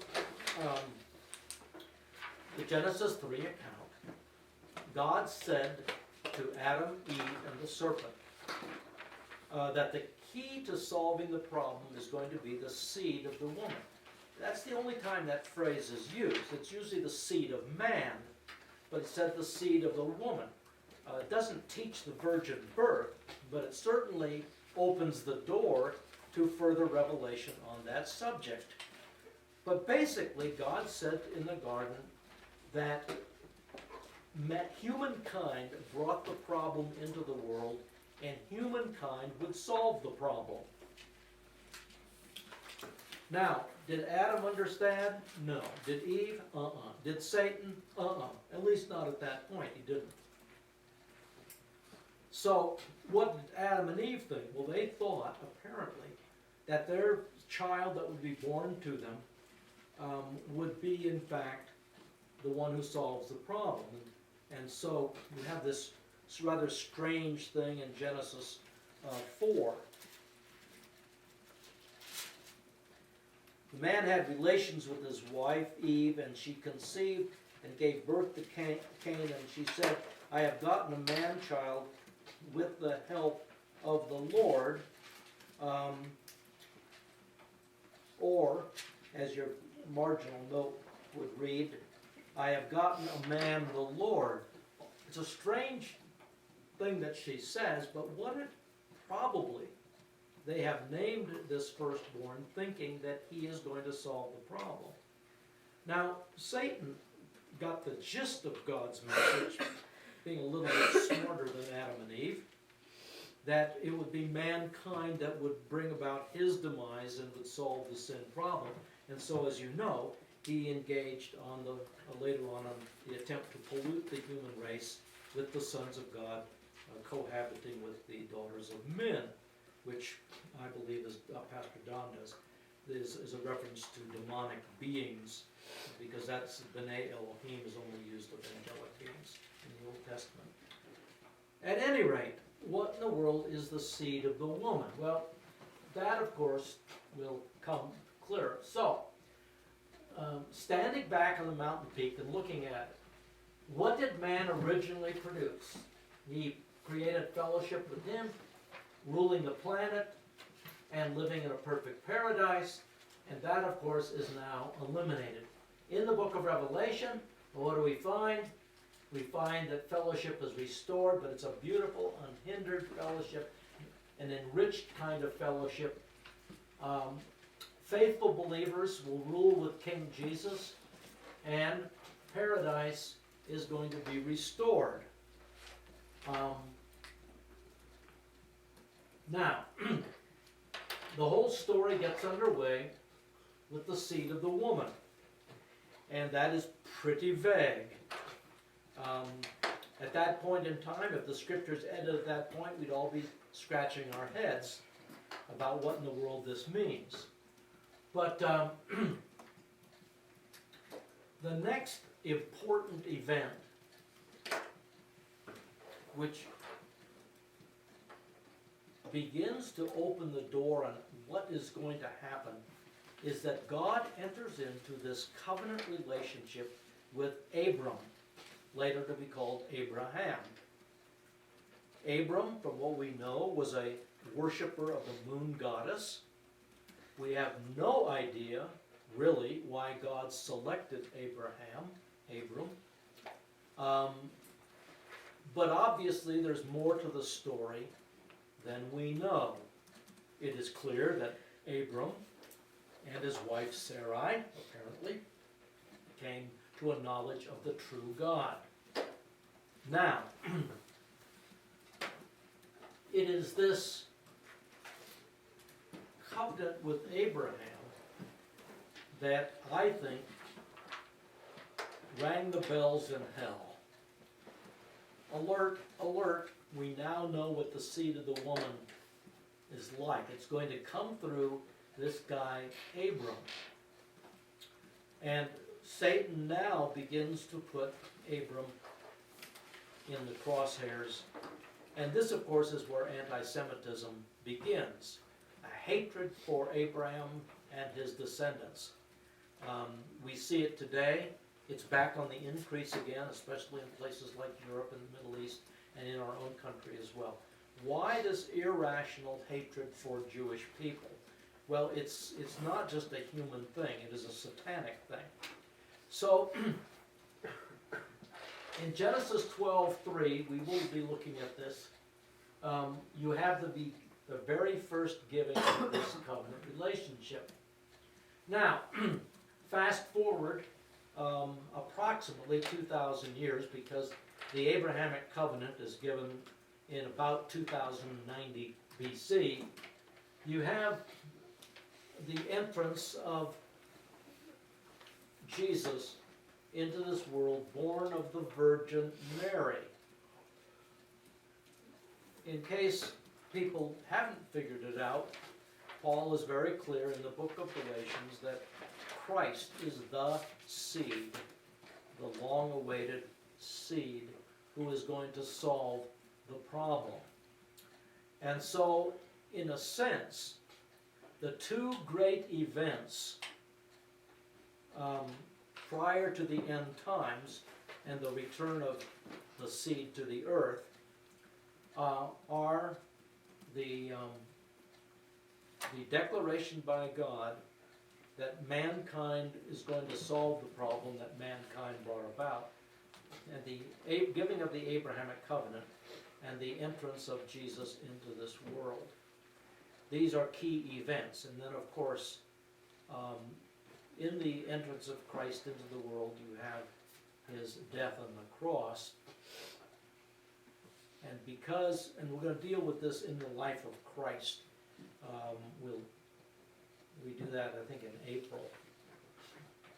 When Jesus came into the world, the nation of Israel had an option whether they're going to receive him as Messiah or not. And after 2 years of presenting himself as Messiah and giving all the credentials necessary, the nation of Israel made the declaration. What he does is miraculous, to be sure, but he's from Beelzebub. He gets his power from Beelzebub, prince of the demons. He's an agent of the devil.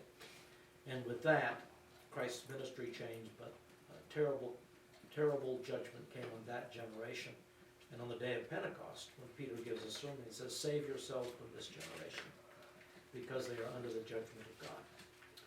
And so, as a result, Jesus ascended back into heaven before the day of Pentecost, but the work is incomplete.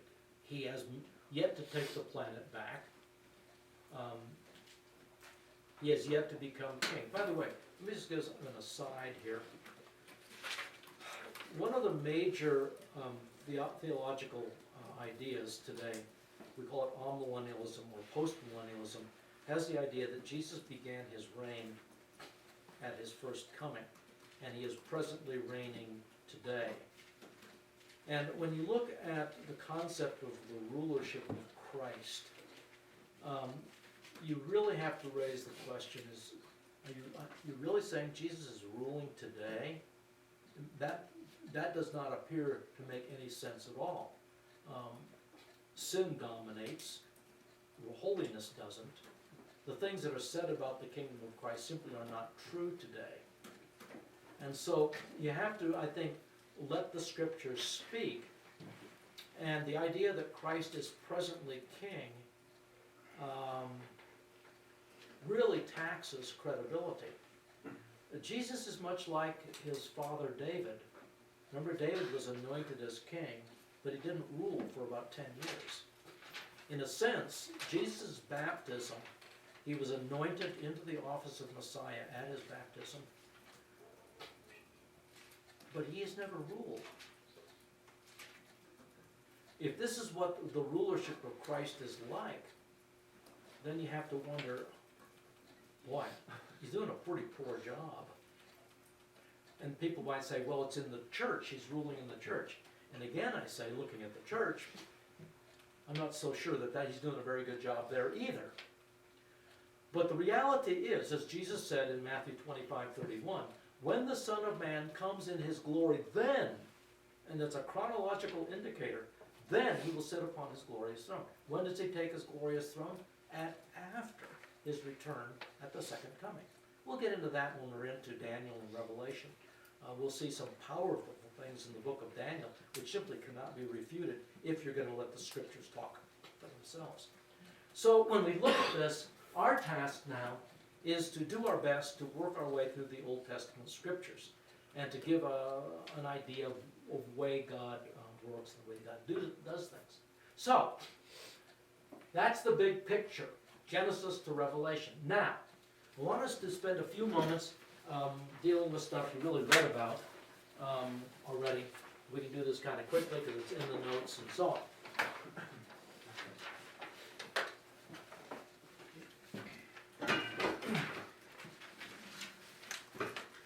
There are 39 books in the Old Testament. You all know that. Perhaps when you were in primary department, they gave you a little bookshelf, a little bookcase on a card that had the 39 books and 5 books of Moses and so on. the foundational books tell the story of the Old Testament, and the other 28 books are related to it in one way or another. There are going to be 6 books that complement the 11 foundational books, and we'll be looking at those in a moment, so don't try to get every tidbit of information down here. We're going to revisit this again and again. And there are 6 books of poetry. That adds up, 6 and 6 is 12, and 11 is 23, and that's what we're going to be dealing with.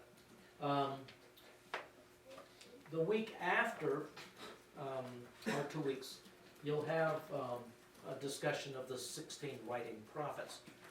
God sent hundreds of prophets to his people, but 16 of them are the writing prophets, you know, Isaiah, Nahum, and all of those. So, now, I want us to go through the 11 foundational books, and don't be concerned if you don't get every detail, every pearl that flows from my lips here and rolls out to you. Don't be, if you can't scoop them all up, don't worry about it, okay? We're going back over this again and again and again, so that by next Monday, you're going to be able to do this thing in your sleep.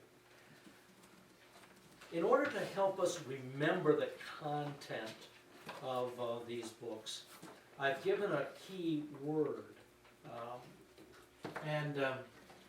In the book of Genesis, the key word is the word beginnings. Now, tell me, what beginnings do we see in the book of Genesis? Excuse me? That's not fair. So I have to fill in with everything. Yes. Okay, aside from everything. Marriage, sacrifice. Okay, marriage. You have sacrifice. Why do we need sacrifice? Sin. Sin enters. What else? Creation, of course. What else? Murder. Okay, that's how that sin took shape. What else begins in Genesis? Satan's plan, What's that? like Satan's overall plan. Yeah, you know, things like that, how he would develop things, right? We speak English, where did that begin? Okay, language began, different languages began at the Tower of Babel. Stewardship. Stewardship, you're now stewards. Marriage, we've said. The most important one you haven't mentioned yet? I know, realize, what? The covenant? The covenant with Abraham. That's the beginning of the nation of Israel, which is what the story is about. Which, by the way, the story of the Old Testament is the story of God's dealing with Israel. But don't think that God doesn't love Gentiles too. I don't know if God has a car that he drives or not. But if he does, he has a bumper sticker on it that says, I love Gentiles too. But what we don't know is what was God doing around 2000 BC in the Fiji Islands. I don't know. But the idea is that God was camped out in Palestine only isn't true. I mean, you have stories of like Melchizedek, high priest of the Most High God. Do you think that was only one of those kinds of people? I don't think so. Do you think God ever sent angelic beings to New Zealand? Probably so. Job indicates that there's an awful lot of information in the stars and the constellations which original man understood about the nature of God and so on. So the Old Testament is really the story of God's dealings with and through the nation of Israel in order to, because he chose them for his vehicle to restore and reconcile everything that was lost. But the idea that he doesn't care about Gentiles simply is not true. And we don't know whether there were dozens of other Jonah-like stories. Now, Jonah, of course, is famous because of his disobedience, but how do we know? Don't know that there were Jewish prophets, unnamed, unknown, that weren't sent elsewhere. My guess is that that's exactly what took place. So, the real beginning of the story of the Bible is Genesis 12, the beginning with the giving of the Abrahamic covenant. That's the beginning of the nation of Israel. Now, one of the things that is very important, and when you're telling your story, you've got to include this, and I've indicated that in that handout sheet. In Genesis 12:2, when God appeared to Abraham, he said to him, excuse me, I am going to make of you a great nation. Now, you read it in the textbook, you may not remember it, but it was one of the many pages you read. What is necessary to have a nation? What do you need? You need people, Law, and land. land and law, those three things. You don't need a Burger King or McDonald's, not even a Pizza Hut. You need people, you need law, and you need land. And the story of the first four foundational books is the story of God forming the nation. So what do we find in the book of Genesis? We have the story of the peopling of the nation. But actually, it's the non-peopling. We wonder, good grief, here are Sarah and Abraham. Abraham's 50 years old when God calls him. Sarah is 10 years younger, 40. Okay, God says, I'm going to make of you a great nation. We're going to have kids. They end up in Canaan when Abraham is 75 years old. Sarah's now 65. This is not looking real good.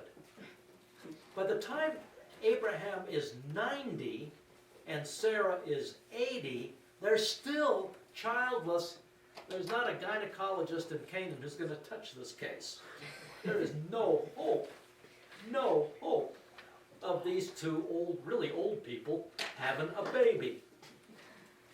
And of course, at age 99, Sarah is now 89. She gets pregnant as God said she would, and they have a son by the name of Isaac. 100 years old, the baby's born. It's taken God half a century to grow the nation from 2 to 3. This is not looking good. And it doesn't get any better. Isaac is 40 years old, and his mom, Sarah, dies. Now we're down to 2 again.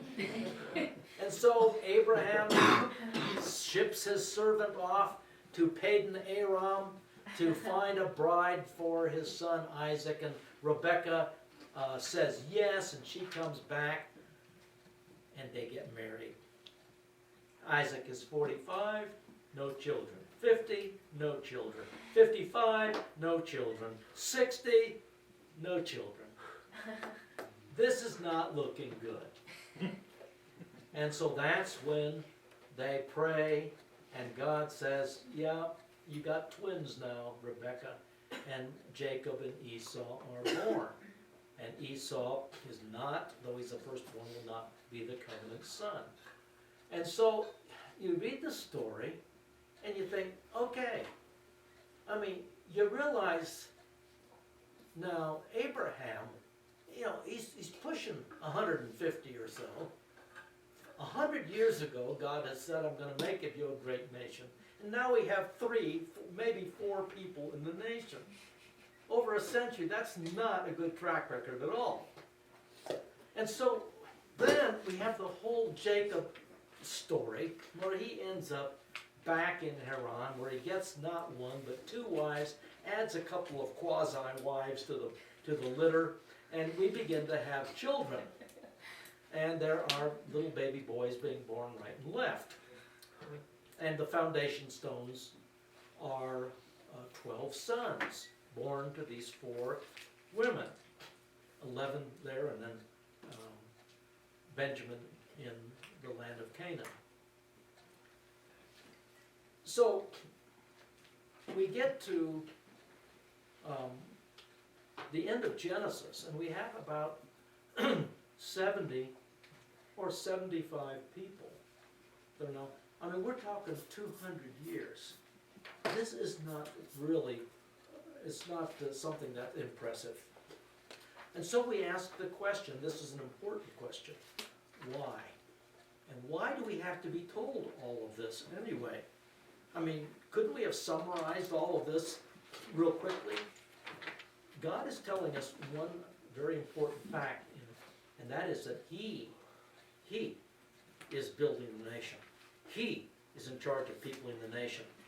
There is no way that when God is peopling the nation, that this nation is going to disappear. Adolf Hitler didn't understand that, as well as others. And so, they're in Egypt, down in Egypt for hundreds and hundreds of years. And so, down in Egypt, they become slaves, and God needs to redeem them. The key word is redemption. God needs to redeem or buy them back out of slavery. And He does that, as you know, through the plagues. How big is the nation at that time? The nation is probably somewhere between 2.5 and 3 million people. So during those hundreds of years, the one thing they are doing now, down in the incubator of Egypt, is they're having babies, and more babies. And the pitter-patter of little Israelite feet are heard everywhere in the land, which of course causes heartburn for Pharaoh when he sees what's happening, and we will go back over that familiar story. So once we have people, what's the next thing? We need law. If you're going to have a people, you have to be governed by law. And so the next thing is to head for Mount Sinai. So that they do. And they will spend about a year down at Mount Sinai getting their 613 laws that's going to guide every area of life for the nation. So now they have people, now they have law. God redeems them, and the book of Exodus covers 80 years, but in fact it's actually about 2 years that it focuses on, the time of the Exodus out of Egypt and the time down at Mount Sinai. Well, we have two elements to the nation. We have people, we have law, and what remains now? Land. And so, they pick up their tents and head north from Sinai, or maybe northwest, depending upon where Sinai is located. And they go up to Kadesh Barnea. Kadesh Barnea is just a wide spot in the road, only has one gas station and a 7-Eleven. That's about it. Not much there. But what is there is they come up with the idea of sending spies into the land. When you read Numbers, you think it's their idea, or God's idea. It's not God's idea.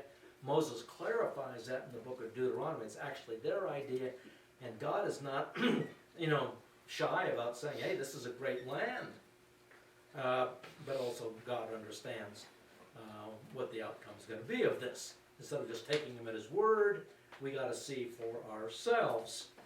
So the spies go in, they come back out, and by a vote of 12-0, this is the most beautiful land we've ever seen. It's cool, it's great, I mean, it's just absolutely wonderful. A land flowing with milk and honey. You have all the pictures, on the cameras to show. You look at this. But by a vote of 10-2, we can't take it. There are giants in the land, the Nephilim are there, which of course are not the Nephilim of Genesis 6, because those got wiped out in the flood. But what they are really saying is that there are giants in the land. And so, at least that validates the idea that the Nephilim were giants, huge monstrosities of human beings, and that they probably were. Goliath, a remnant of some branch of them, were 9 feet 6 inches tall. Og, king of Bashan, in the conquest of the land. He mentioned some mother naming her child Og. He must have been a really ugly little baby. My boy Og. Did you say Ugg? No, Og. So anyway, Og slept in a bed that was 13 feet long.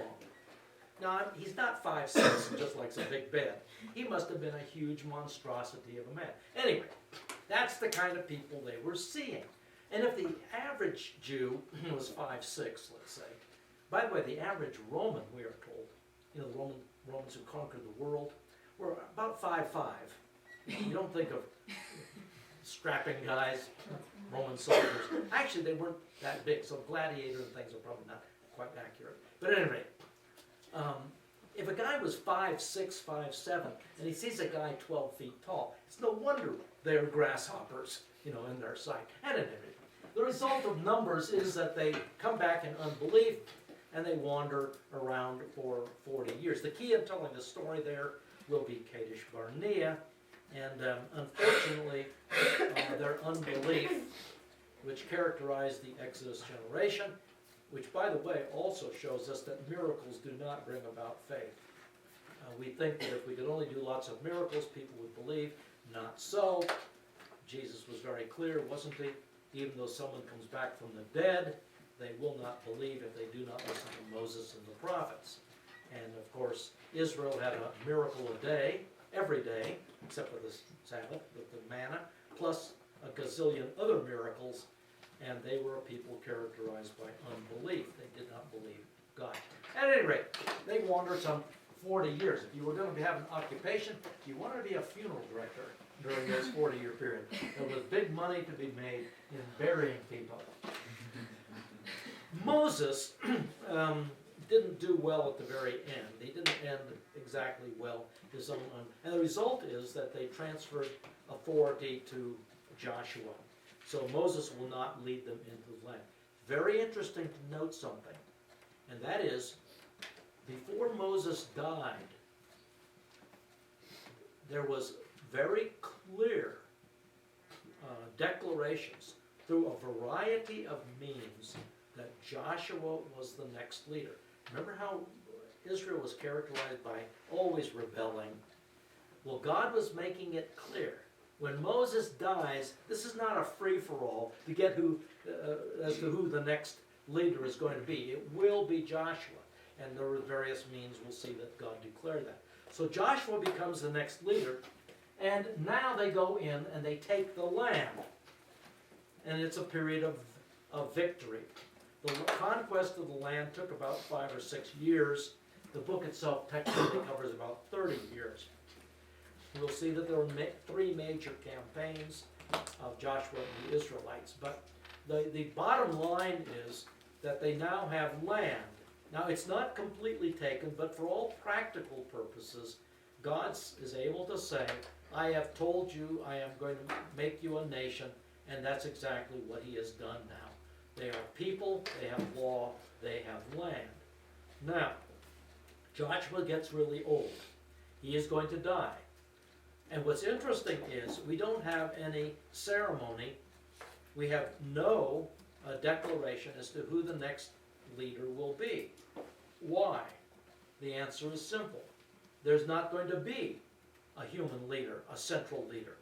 Not going to have a president, a prime minister, a king, none of that. Why? Because God's going to be their king. We are now going to have a new form of government, a theocracy. God is going to be the ruler. And so, when Joshua dies, the theocracy kicks in the book of Judges. Unfortunately, it didn't go well. We have a number of judges mentioned, 3 are emphasized, but they are not exactly neat. Well, let me put it this way. In a theocracy, they had the Constitution of Israel, the Mosaic Law Code.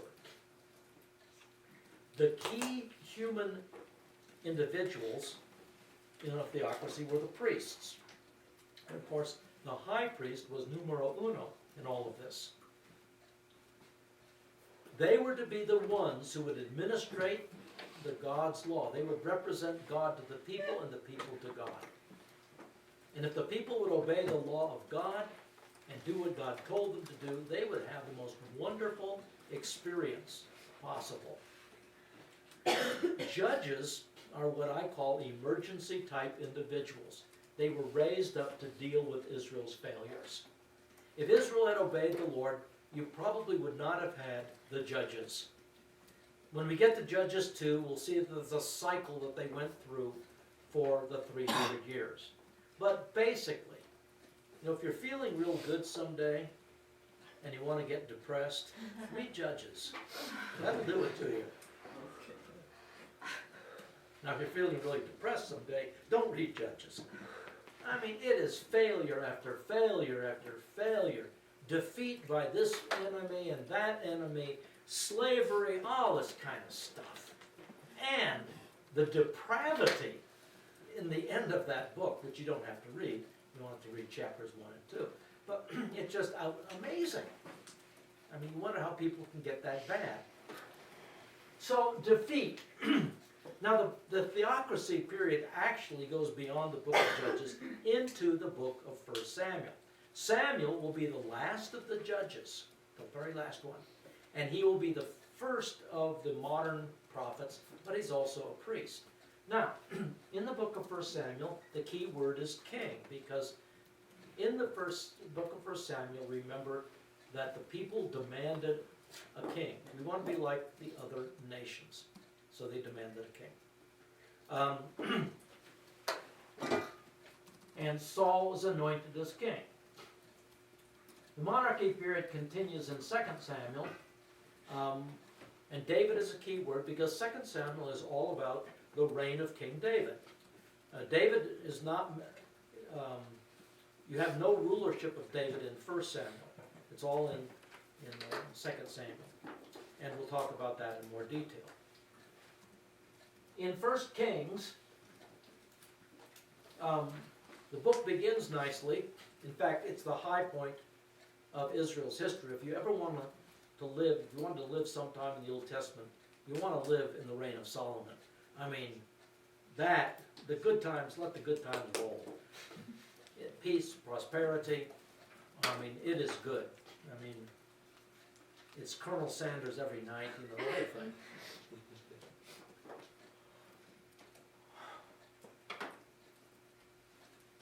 But Solomon, for being as wise, was really stupid. The law of God apparently, and God appeared to him 2 different times. I mean, this is unusual. Appeared to him personally. And Solomon decides that it's really not necessary to necessarily do things God's way. And so he did what was done on that day, and he married women by arrived like a busload, and he'd marry them all. So he ends up with a harem of 1,000, which I think is still the Guinness Book of World Records, unless someone has more recently done that. And of course, the problem was that the wives were foreign women, which Deuteronomy 7 says you don't marry foreign women. Why? Well, because they bring their gods with them. And so Solomon developed a theology at the end of his life that was this: the Lord, He is God. And there are a bunch of other gods too. Oh, terrible theology. And God's the true God. The Lord Jehovah said, that is it. You, a man of privilege, I'm dividing the kingdom. Now, the only reason why your descendants are getting some is because I made a covenant with David, which is one of the key points in the Old Testament. So the kingdom is divided in 1 Kings chapter 12 at the death of Solomon, 931 BC. The northern kingdom will now be known as Israel, made up of 10 tribes. The southern kingdom will be known as Judah, made up of 2 tribes, which is basically the tribe of Judah, which has absorbed the tribe of Simeon. Now, there are going to be 43 kings in the monarchy period. The northern kingdom will have 20 kings. There's not a good one in the bunch. They are all evil. The last one is Hoshea. And God says of him, he was not as evil as the rest. I guess that's a compliment. I'm not sure. Got to think about that one. In 2 Kings, as a result of one sin, and what would that sin be, do you know? What was a sin that sent the 2 kingdoms into captivity? What? Worshipping other gods. Yeah, idolatry. Now, God takes idolatry very seriously. The northern kingdom went first, and then the southern kingdom went second about over a century later. So they're in captivity. The Bible, the story of the scriptures follows the southern kingdom, and they're in Babylon. And then, after time in captivity, you have the period of restoration, spiritual restoration with Ezra, where he comes back, and the key to that is the rebuilding of the temple, which never had to be destroyed in the first place. but the stupidity of the kings of Judah caused it. After that, you have what we would call the political restoration of the nation. And that revolves around them becoming an entity, again, a functioning entity, which is, the key to that is having a walled capital city which is defensible. And so there's great emphasis upon the rebuilding of the walls of Jerusalem. And with the end of Nehemiah, the Old Testament comes to an end. So when you tell your story, it's going to be going through these 11 books. And you will need to hit the cogent points. Now, let's take about a 5-minute break and then come back and we'll finish up for the day. But just take 5, stretch, do whatever you need to do.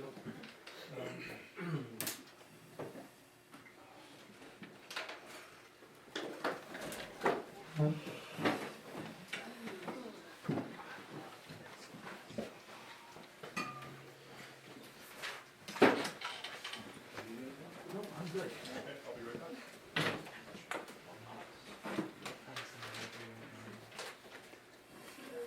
Would you like for like listening numbers? Waiting. I was gonna put waiting for me to die. I decided just to put waiting. I put nearly whole last generation. Because that's what happened, I think. I think it wasn't all of them except for Joshua. Hey, in numbers, wasn't Joshua the only one of that generation to survive? Joshua and Caleb. Okay. I thought it was I don't know, I don't want to be outside. Cause they were the two that My game wanted was, to go. yeah. I might not have to bring them up. I could probably copy them and put them on the phone document and fill it in my documents. Hey Julie, can I see that? That'd be Yeah. pretty sweet. Thanks. I didn't know there was all of that. Not even not even. I didn't know. I was like, Fill in the Here? blank kind of notes. Oh, and I yeah. was like, I looked last week when you guys were gone and saw that they were. Holly will print them for $5. I might take my notes, put them onto a document, and then fill it in using the document. Why don't we keep those pretty hard boxes that they looking at them? Because they have to pay for the ink because it's like 64 pages. Yeah. It's a lot of notes. everyone turn this on.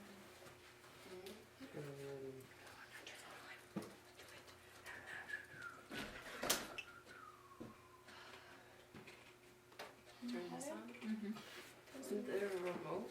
Mm-hmm. Like the little. That thing. Change the thermostat? There it is.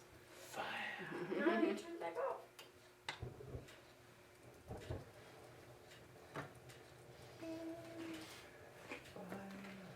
I'm so happy.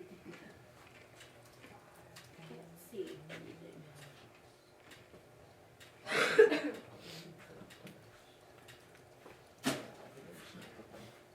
I'm gonna form them on the document and then save them tonight.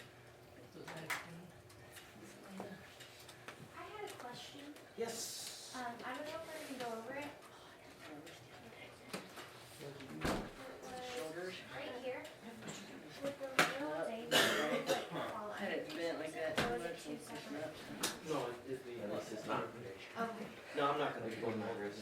Okay. doing I was And just I've you done don't a have to pen read of it. ink. Oh, so it already has it. Those different things, and I was like, Just tell her. Yeah. that was a bigger, like a Oh, bold yeah. thing, I'm a so I girl was- because I cried around Yeah, the fire. There's a number of things like that in there. And I'm not here through the fire. Right here. so- It's really set trouble. I can't actually feel it anyway. No, I get to sit with it, like, so. Well, the key is it's simple, Doing the journal. and it just basically gives you the summary without. I I wrote that. back into place. When I was Yeah, I teaching was doing at that the all night school. last night. When they do my reps, I and was they using crack my different wrist to do books, my for a little That's pressure. not a I song. can't be like You know, freaking you I get used to all go to your massage students, fitness. she's She's awesome. publishing, I said, you know, And she was like, she was like do grabbing me something like else, this. and you say, okay, you And really. she just like, I know. question. I used to do So that. this. I love It it. was like so good. Yeah. She's so good at And like it. pull out your hand, you just like. Why I'm in And I was She like, just had to have her on her neck, so she doesn't do it anymore. Right down there. And Hannah It's has right as on the well. southern Excuse border me. of the land, right down. Okay, perfect. Thank you.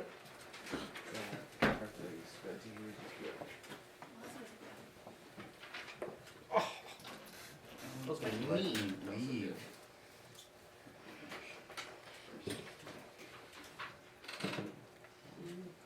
I can't read it. Okay, fix it.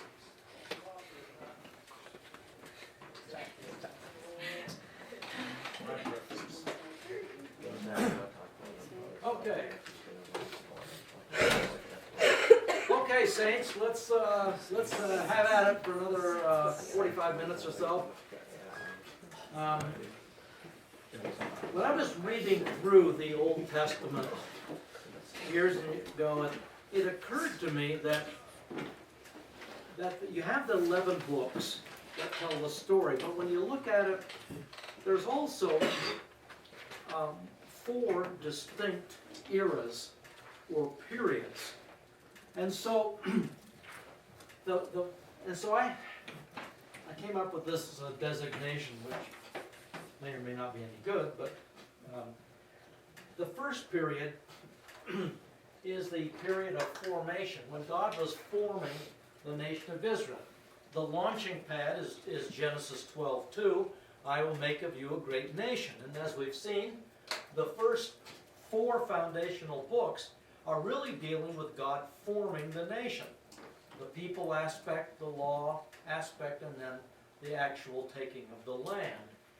And amazingly, I mean, you wouldn't, reading through that, you probably wouldn't get it, I certainly wouldn't, that you're talking over 7 centuries of time that you, for the time God took to form the nation, so that when you get to the end of the book of Joshua, 7 centuries have gone by, when God finally says, basically, I've done what I told you I was going to do, I've made you a great nation.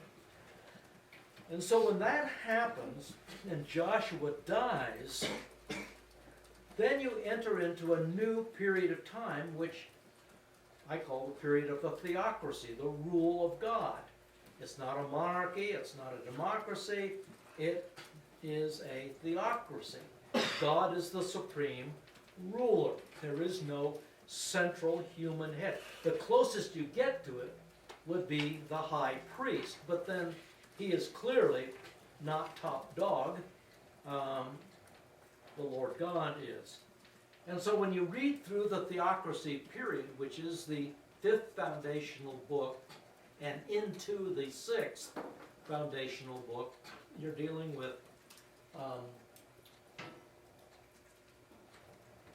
the priests, but also most prominent are the judges, because of the failure of the people's refusal to abide by the Constitution. And we thought we were the only ones that have a constitutional crisis. They didn't follow the Constitution. We call it the Mosaic Law Code. And so, when you get into 1 Samuel and the life of Samuel, Samuel was an amazing man. Probably doesn't get as much press as David and Moses and so on, but Samuel was so used by God that it is in the life of Samuel that he anoints the first king. In fact, he anoints the first 2 kings. David is anointed, though he doesn't rule, while Samuel is alive. And that takes us into the monarchy period. God says, okay, I'll give you a king. And in the monarchy period, which is the second longest of the periods, lasting over 450 years, you have 3 subdivisions: united, divided, and single. and they're just basically what they are stating. The united monarchy is when you have one king ruling over all 12 of the tribes. And actually, of the 43 kings, there were only 3 in the united monarchy era or time. And those would be who? First king is who? Saul. Second? David. Third? Okay, that's it. You never again have a king, one king ruling over the entire nation. Which then leads to the divided kingdom period, where you have 2 separate kingdoms. The north Israel, made up of 10 tribes, the southern kingdom of Judah, made up of 2 tribes. We'll see when we get to 1 Kings 12 that a key to the story in 1 Kings is the creation of golden calves by Israel's first king, Jeroboam I, which was like a toboggan slide into idolatry. Down the hill they go from that point on, and there is no bringing that nation back. They go into idolatry and finally into captivity. So they go into captivity first. The southern kingdom of Judah, during that time period, at least had a few godly kings. We talk about the 5 revival kings, guys like Hezekiah and so on.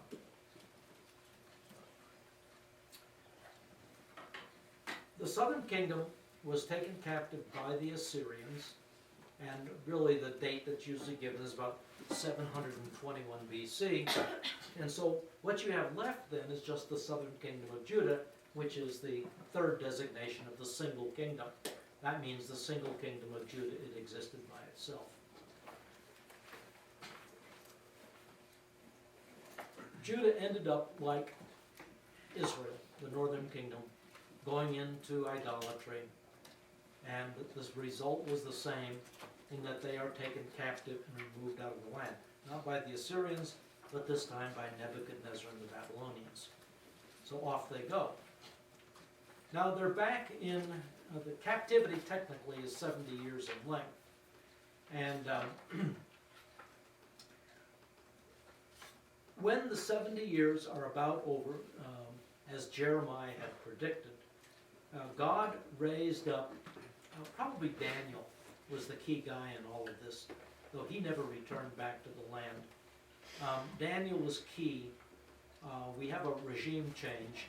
The Babylonians go down, the Persians rise up, and the Persians had a different policy, and they, under the guidance of God, Israel was allowed to go, the people of Israel were allowed to go back, which included mainly the tribe of Judah, but by this time, elements of all 12 tribes are a part of Judah. They've, so that all 12 tribes are represented, and this brings us to the shortest period of time, the period of restoration. The nation is restored back to the land, back to the Lord. And one of the interesting things is that for the most part, Israel's cured of its idolatry. It got the idea.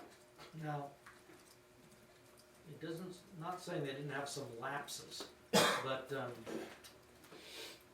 they learned some lessons in Babylon. So, when the restoration period covered by Ezra and Nehemiah, that ends the Old Testament. We are about 425 BC, and that ushers in what is referred to in textbooks and commentaries as the 400 silent years, because to our knowledge God never spoke. Raised up no prophets, no angels came along with new messages. The first time the silence is broken is when an old priest by the name of Zacharias is in the holy place incensing, and Gabriel appears to him and says, "Hello, old priest. You and your equally old wife are going to have a child. You'll name him John." Nah, can't be. Anyway, the New Testament opens at that point.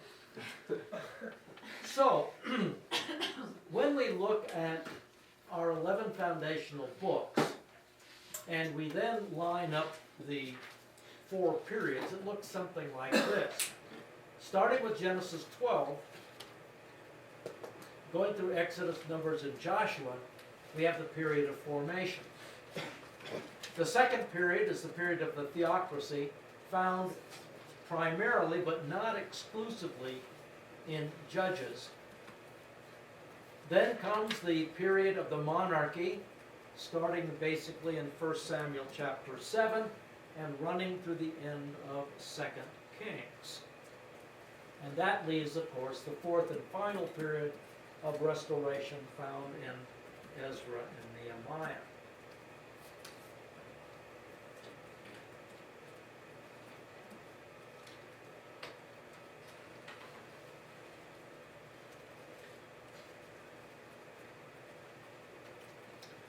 So, all I'm trying to do is say, hey, this is the big, big picture of it all. The story is told in these 11 books. And within the 11 books, there really are 4 rather distinct periods of time. Formation, theocracy, monarchy, restoration. And maybe I would suggest that as you're telling your story of the 11 foundational books, that you may make reference to the beginning and ending of these various periods. It may help clarify things. Now,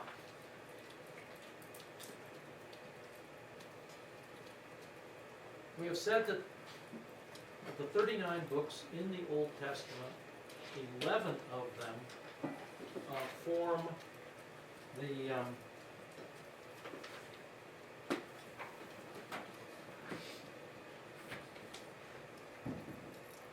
foundation. I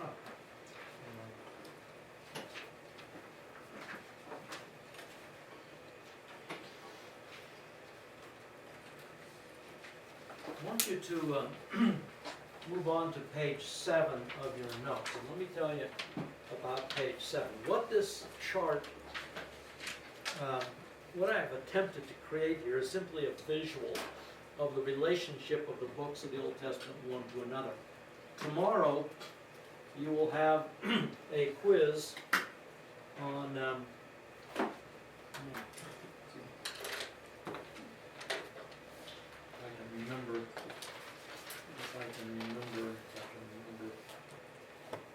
this is not going to be a habit of mine, but we are going to have 2 quizzes tomorrow too. Normally you just have 1, but One in the morning, one in the afternoon, so short classes, or? no, both right at the beginning.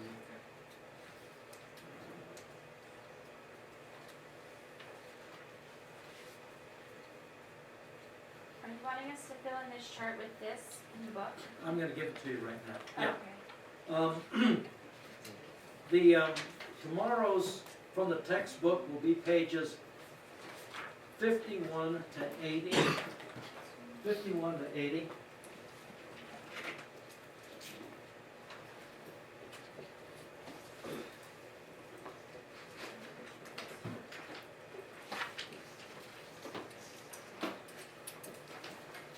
And the other thing you will get is the book chart, which is page 7. You'll get a blank copy of that, and you'll fill that in. Now, this, of course, is the lowest form of learning.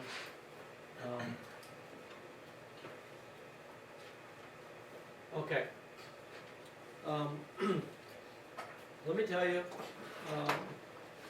the 11 foundational books, you can fill those in later if you want to, but are across, that's the large horizontal line there. But, listen up now. Tomorrow, you will write in that large, the foundational books, Genesis. But you'll also give me the key word, okay? Genesis, you put beginnings in that box. Exodus, redemption, okay? Numbers, wandering. So, that's what you will fill in. Then, on the bottom part of the chart, are the books that I have called supplemental or complementary books. They obviously are just as inspired as the rest, but what they do is add to the story. So, and you do have the chart in the book, but I don't like that chart the way it was done, but anyway. Under the book of Exodus is Leviticus, okay? Because Leviticus is the law that was given down at Mount Sinai.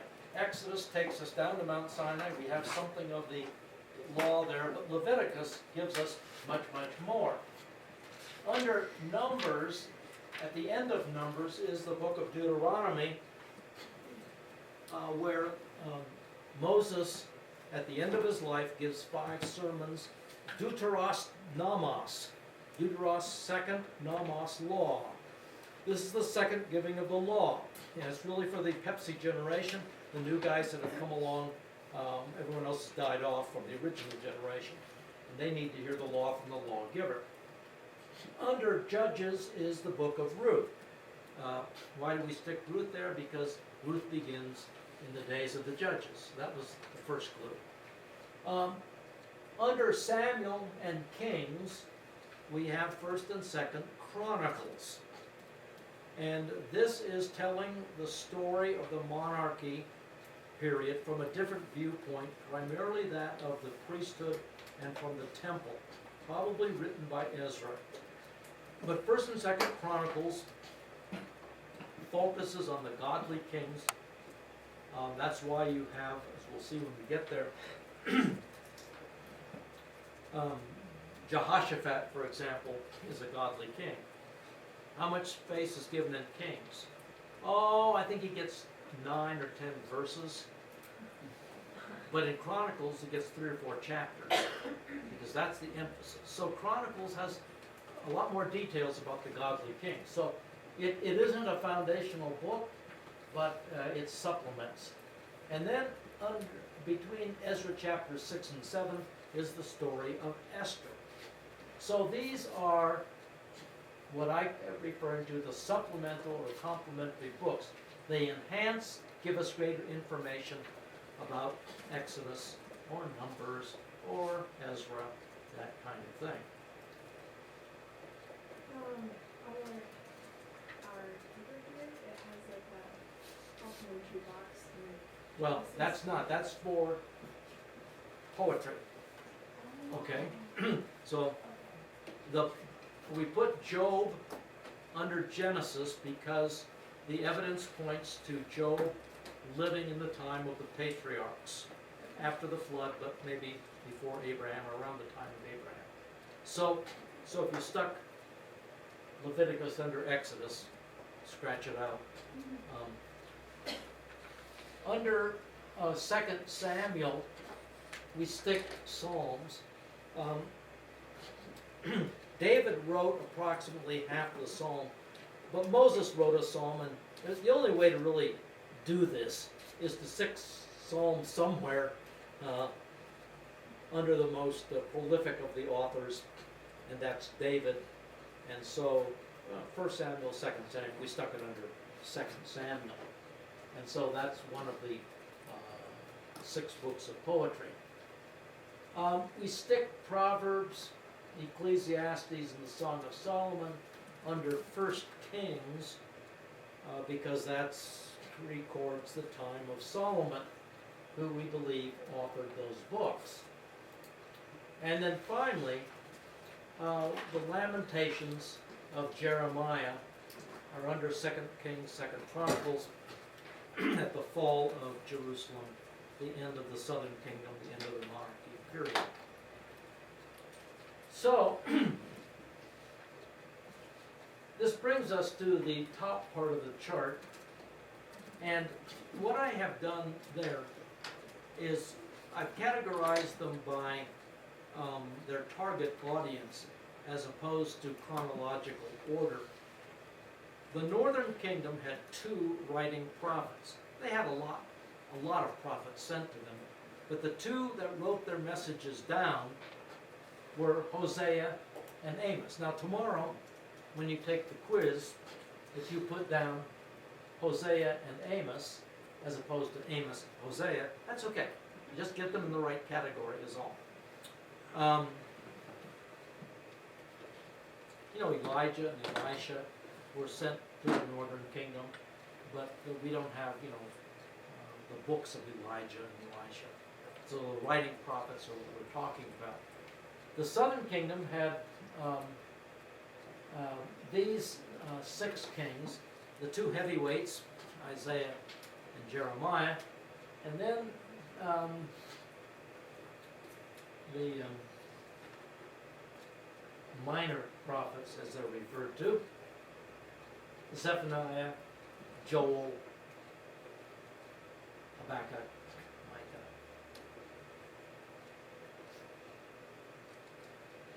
So these, were during the monarchy period as well. There's another group of prophets that were, their target audience, at least the message that we have of theirs, was to foreign nations. The most famous of them, of course, is Jonah, who targeted Nineveh. Now, Jonah was actually a prophet to the northern kingdom. We know that from 2 Kings, but this was a short-term mission trip he was sent on, begrudgingly, as you know.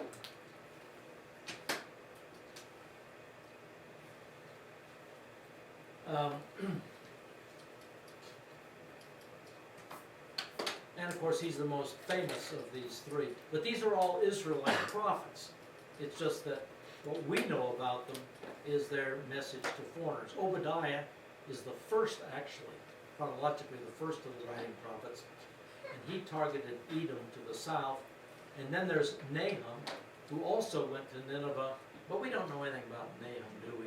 No one knows anything about him. He's like Zephaniah. We don't know anything about him. But he was sent to Nineveh too, and he was obedient. God said, go to Nineveh. He said, okay, I'm on my way.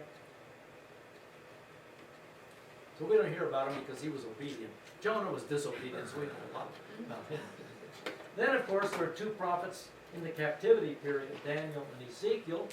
And Lord willing, you and I will have some time in February in Daniel.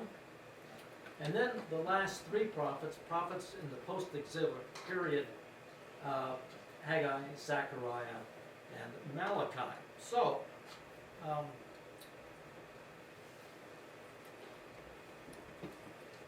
the chart is designed to put these prophets in categories, and that's what we've done as opposed to putting chronological order. So tomorrow, the quiz, you'll get a blank sheet, and hey look, do I understand that this is rote memory, the lowest level of human learning? I do, but we gotta start somewhere. And I want you to begin to see where the books fit and how they relate to one another. By next Monday, this stuff is gonna be second nature to you. You'll be able to think your way through the 11 books and probably include the supplemental books as well. But any questions about this journal? On this piece of paper that you gave us, or that was on the print off, it puts Psalms under 1 Samuel. Do you care which one it's under? Would you prefer it under 2 Samuel? It has what? It has Psalms under at the beginning of 1 Samuel. And on your chart you put it at the beginning of 2 Samuel. Does it matter? Probably 2 Samuel would be a little better. Okay. I mean, some of David's Psalms were written about events that happened in 1 Samuel. Remember when he's being chased all over the landscape by Saul? Well, some of the Psalms say, well, I was being chased over the landscape by Saul, and then he writes the Psalm. So some comes out of 1 Samuel, but, you got to stick it somewhere, and so we stick it under 2 Samuel. It's not a big deal. Okay. Could go either way. Anything else? Any other questions? So you know that tomorrow you're going to make 50 entries onto this chart. 39 books and 11 key words. That plus the reading quiz. Any questions about the chart? Okay. Since there are no questions, one more little tidbit which you don't need to remember, but kind of curious and interesting, is that Genesis 1 through 11, covers maybe a couple thousand years, give or take a few hundred. When Abraham comes on the scene, we're talking about 2100 BC is what we're talking about. And so the four great events of creation, fall, flood, Tower of Babel, where God is telling us things that he wants us to know. He said, I made it, I did it. I created this absolutely incredible universe. Oh, by the way, the reason why it doesn't look so incredible now is because of man's sin. And so he tells us about the fall. And then he tells us about, oh, by the way, the earth that you're living on now, that's not exactly what the earth looked like when I made it. And so we have the flood and all of the geologic activity, volcanic activity, all the stuff, the islands being moved out of their places and all of that Psalm 104 talks about. And then, oh, by the way, the reason why you're different is because of the Tower of Babel incident, and you have different languages and so on. So from Genesis 12 up through including the life of Christ is another 2,000 years. And so you can see that it appears that God is in a hurry to tell the story. He wants us to know certain things about these four great events. But the real story begins in chapter 12 with Abraham and the covenant that God made with Abraham. So it's just kind of an interesting thing how condensed time is in Genesis 1 through 11. And it begins to expand a little bit when we get to Genesis chapter 12.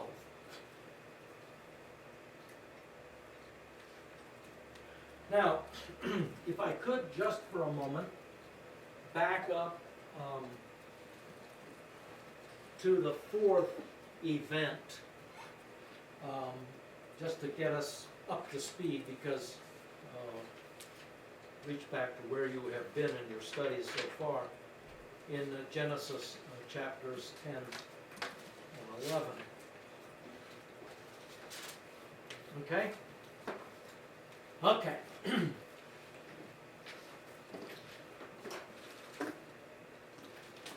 As you know, what we call the Table of Nations in chapter 10 tells us something of the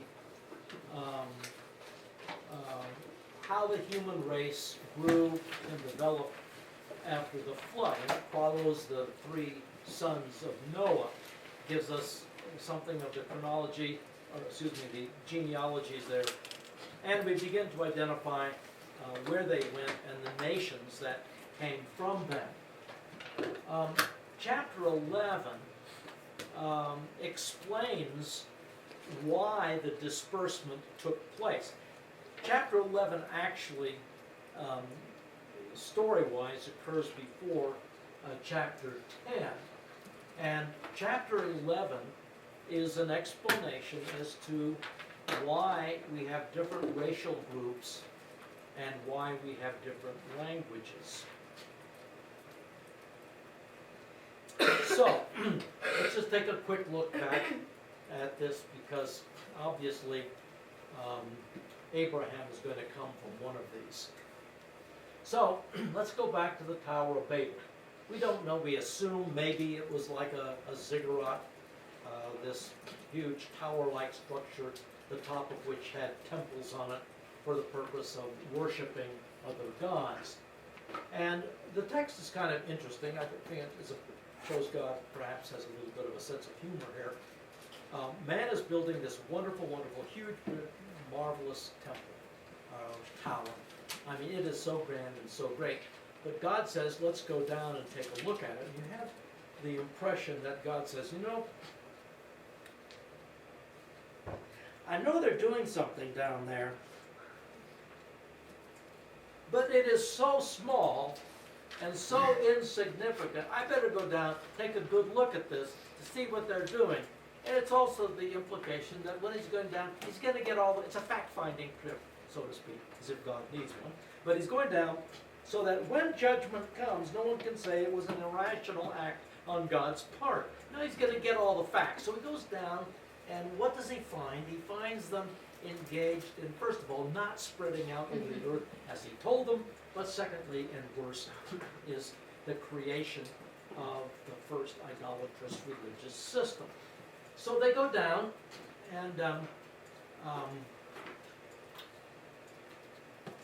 they're building this incredible tower. So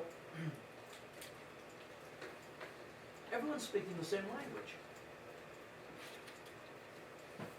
It's Tuesday morning, and the guy up top says to the guy down there, "Hey, send up some more bricks." Up come the bricks. So he's bricks. The lunch bell rings. They all go off for lunch. Come back from lunch, and the guy up top needs more bricks, and so he yells down, "Ah, shamla kita ta shamla." The guy says, "Run that one by me again. What did you say?" Suddenly, supernaturally, God changed their thought patterns, changed their vocabulary, changed their... It was a miracle, instantaneously. Keep that in mind when we study Revelation. But anyway, we have this incredible change in man instantaneously. And so you have amazing confusion because people are talking to one another. What did you say? And so finally, someone raises their hand. By the way, this is embellishing the scripture. Just a bit. It says, "Can anyone out there understand me? We got a bunch of crazies here." And the hand goes up here, there. "We can understand you. Hey, come on. Let's isolate ourselves." And so you have various groups leaving. Now, I got 5 of them here, and I don't know that there were 5 basic languages or not. My brother, who is a linguist at the University of California, he told me one time, as they traced languages back, they have finally, it appears that there were 5 base languages out of everything. Well, okay, it probably was something like that. It probably isn't the thousands of languages we have today. So let's assume that that's it for now. Okay. When they realized that they couldn't communicate, they split one with another, didn't they? And so now this is gives us the information about the origin of language, but probably it's also the origin of races. Because look at Group D for a moment, okay? Group D heads off to the northwest, and they keep going, crossing several mountain ranges, fording rivers, and finally, Group D, made up of, let's say 2,000 people, they end up in a place, and they kind of settle there for a while, and of course they intermarry, don't they? Who are they going to marry? Group D people. And over time, genetically, certain characteristics begin to develop in Group D. They have blonde hair, and they have blue eyes. Everybody, except for a few strays here and there, have blonde hair and blue eyes. And they begin calling their children Sven and Oli, and they eat sardines and things like that. Certain characteristics apparently began to dominate. And so it was with groups A, B, C, and E as well. Well, Group C was, as it turns out, goes back to more of a Semitic group, and that's where Abraham is going to come from. So, let's get started on this at least. And I want to, what we're doing now, okay, so what are we doing? We are skipping all the way over to page 14, I think. Yeah, page 14. And I want to at least get my foot in the door on this one. and see if we can maybe at least mention something about the Abrahamic covenant. One of the things that we're now going to become acquainted with are the idea of patriarchs and covenants, which will become very much a part of life and thinking in the book of Genesis. One of the things that we need to be reminded of is that we talk about the father in a home today. And a father, or maybe it's grandpa who has 6 kids and all the kids have the kids and all that. What we have in our culture is not at all the idea of what was occurred back there with a patriarch. A patriarch had great power. The patriarch of a clan was the head of the family. And you didn't have government. Granted, you'll have kinglets, little kings here and there, later on. But they're basically more like mayors of towns. They're not kings as we normally think of them, at least initially. But the patriarch was the key, particularly nomadic tribes. And they had incredible power. They were the priests of the family, but they were also the protector of the family, the provider of the family. And what the patriarch said, that was it. You didn't go against it. So when Lot does what he does in Sodom related to his daughters, or when Abraham gets ready to sacrifice Isaac, nobody is on the phone calling the ACLU saying, hey, wait a minute, you can't do that. We're my lawyer. We got our rights. That's not the way they thought. He had the power of life and death. And his position was taken very seriously.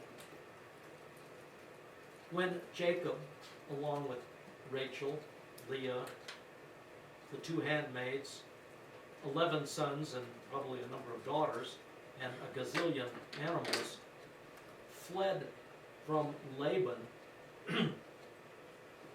Laban was really the patriarch.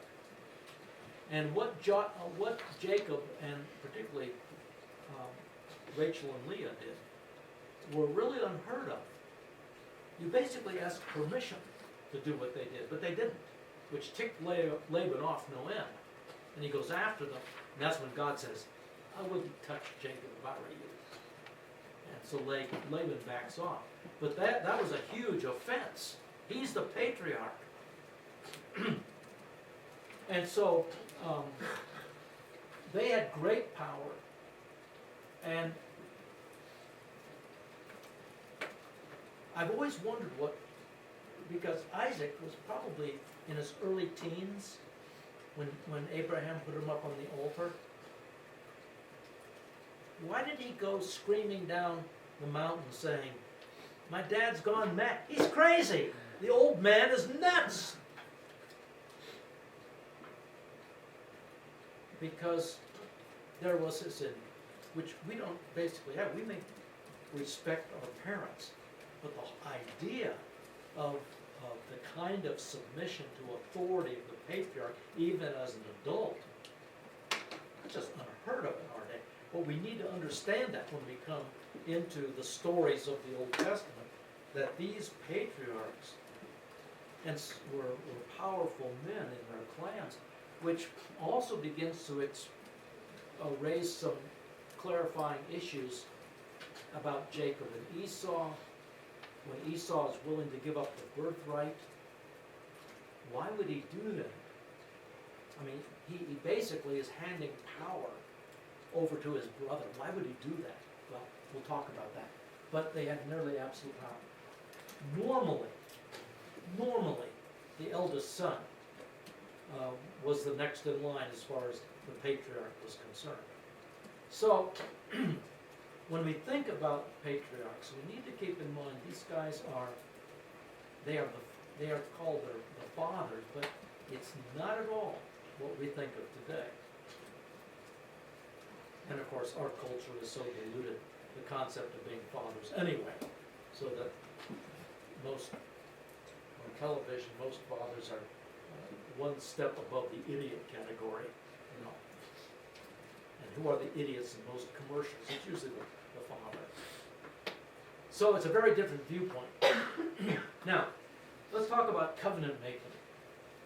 Covenants were simply agreements that bound two parties together. They could be individuals, they could be clans, they could be, later on, nations. When you made a covenant, it was your word. It was very serious and very sacred. And it was assumed that if you gave your word to do something, that you would do it. Period. Most all covenants were conditional. You do this, I'll do that. And included in sort of the PS clause at the end, in the appendix of the covenant, was the idea, if you will obey and do your part, may your wife have 20 sons. Which probably wouldn't be a blessing for the wife, but that isn't the point. That your life will be greatly rich. May your sheep have little ewes all over the place. May your crops be abundant. May water flow in your land, etc. Curses were included, taken seriously. And may all your camels get fleas if you don't do what we said. So, when we come to the Abrahamic covenant, it is going to be an unconditional covenant, which was very, very different. An unconditional covenant is essentially a promise, where one party promises another. Now, to put it this way, you and I, as of this morning, in essence, entered into a conditional covenant. It's called the syllabus. And by the way, the United States federal government, which intrudes its nose into most anything anywhere, in colleges and universities, a syllabus is a legally binding document.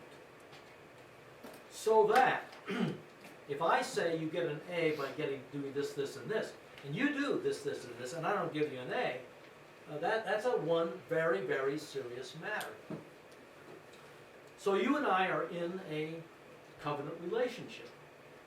I have said that if you write this paper, you do this exam, and you get this certain grade, this is what you will get. I'm committed to doing that. So, it's conditioned. I will bless you, or I will curse you. But now suppose, just suppose for a moment, my wife, bless her heart, she's not here, but if my wife were in class and she might appear sometime, and she says, I say to her, honey, I'm going to give you an A in Old Testament history. That's my promise. And she says to me, well, you know what? I don't like to take exams. I never do real well on exams. I don't really want to take them. Don't worry about it, sweet thing. You don't need to take it. Papers, I just can't do. Don't worry about it. Quizzes, same thing. Attendance. If I promise to give her an A, it's irrelevant what she's going to do, if anything. That's an unconditional covenant. It's a promise. Which is why Paul, in the book of Galatians, chapter 3, when he talks about the Abrahamic covenant, does not refer to it as an unconditional covenant. He refers to it 9 times as a promise. God promised, God promised, God promised. And so, most covenants, well, we enter into covenants all the time. We don't think of it that way. You lease an apartment. That's a conditional covenant that you've entered into. You buy a car on time. That's a conditional covenant that you've entered into. So we are familiar. We don't call them that. But what makes the Old Testament distinct is that the Abrahamic covenant is an unconditional covenant. Now, one more thing. I want you to look at Genesis 12. I have to get here because if I don't get to Genesis 12, 1 to 3, I will have a sleepless night. So I didn't get as far as I wanted. But I want to at least get here and then we'll free you up. Needless to say, we'll be moving along a little quicker as the week goes by. So, beginning in chapter 11 of Genesis, we have just been told about the families of Noah. Verse 26 of chapter 11, and Terah lived 70 years, became the father of Abram, Nahor, and Haran. And then it goes through and gives something of their genealogies. And then we get down, we look at verse 29. And Abram and Nahor took wives for themselves. The name of Abram's wife was Sarai. The name of Nahor's wife was Milcah, the daughter of Haran, the father of Milcah and Iscah. Getting all this down now. And Sarah was barren, she had no child. And Terah took Abram his son, and Lot the son of Haran his grandson, and Sarai his daughter-in-law, his son Abram's wife, and they went out together from Ur of the Chaldeans in order to enter the land of Canaan. And they went as far as Haran and settled there. Now, why is, I thought this is a covenant with Abraham. Well, it is, but Abraham's dad, Terah, is still alive. In a sense, he has a patriarchal role still. Well, anyway, Terah dies, and verse 1 of chapter 12. Now the Lord said to Abram, go forth from your country, from your relatives, and from your father's house, to the land which I will show you. I will make you a great nation, people on land. I will bless you, make your name great, and so you shall be a blessing. I will bless those who bless you. The one who curses you, I will curse. And then this important statement, and in you all the families of the earth shall be blessed. That phrase is repeated a number of times in Genesis.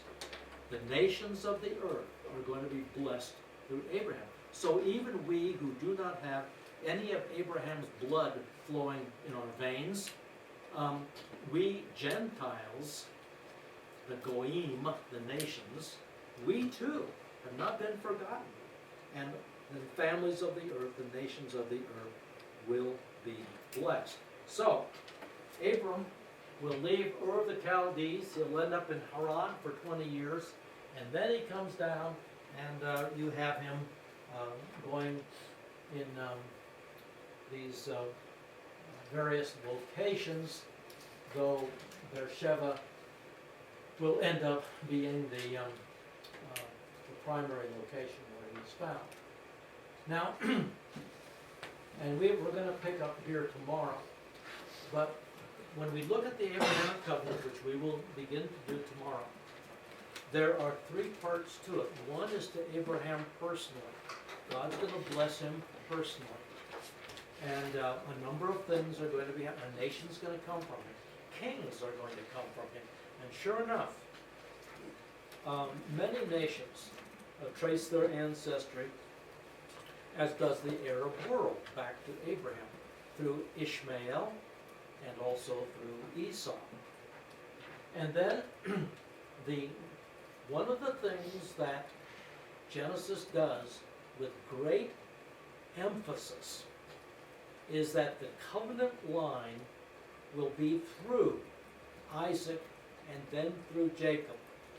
None of the other sons of Abraham. It's going to be Isaac.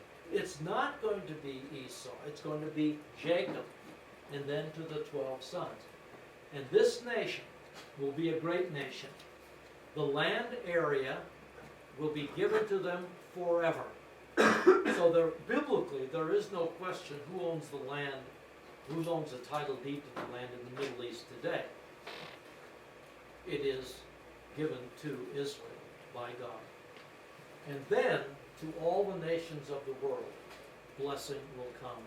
And of course, we will see that comes through Messiah, the descendant of Abraham through Isaac, Jacob, and David, none other than Jesus. And it is through this covenant that the restoration of everything that was lost is going to take place.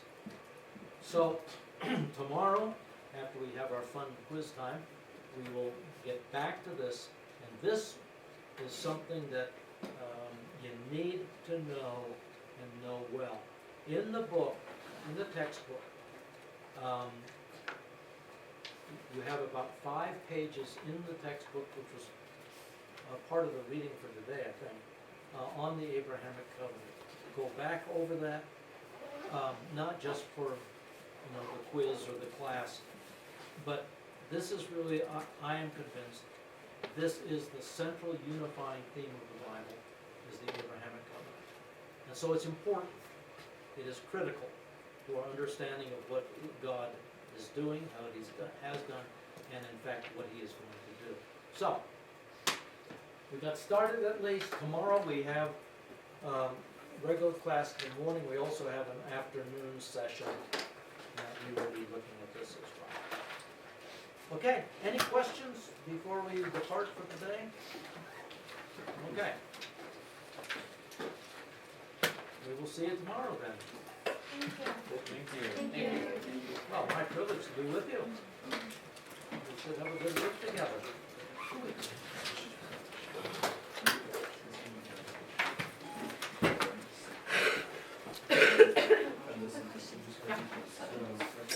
So for these 4 periods, you make these years. And that's like, and it's through Joshua,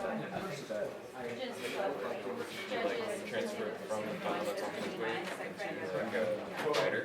So in this time period, So when you I just go don't to the notes on understand. ThinkWave, I guess I'm not open it understanding. in your files, and go to your files, Okay. like double click it, and it'll say open. Because, I'm trying to explain this. So like, this doesn't equal taking Oh, Ezra okay. That doesn't equal 156, so why is it different? Well, okay, what we're saying here is that the book, I see what you're saying.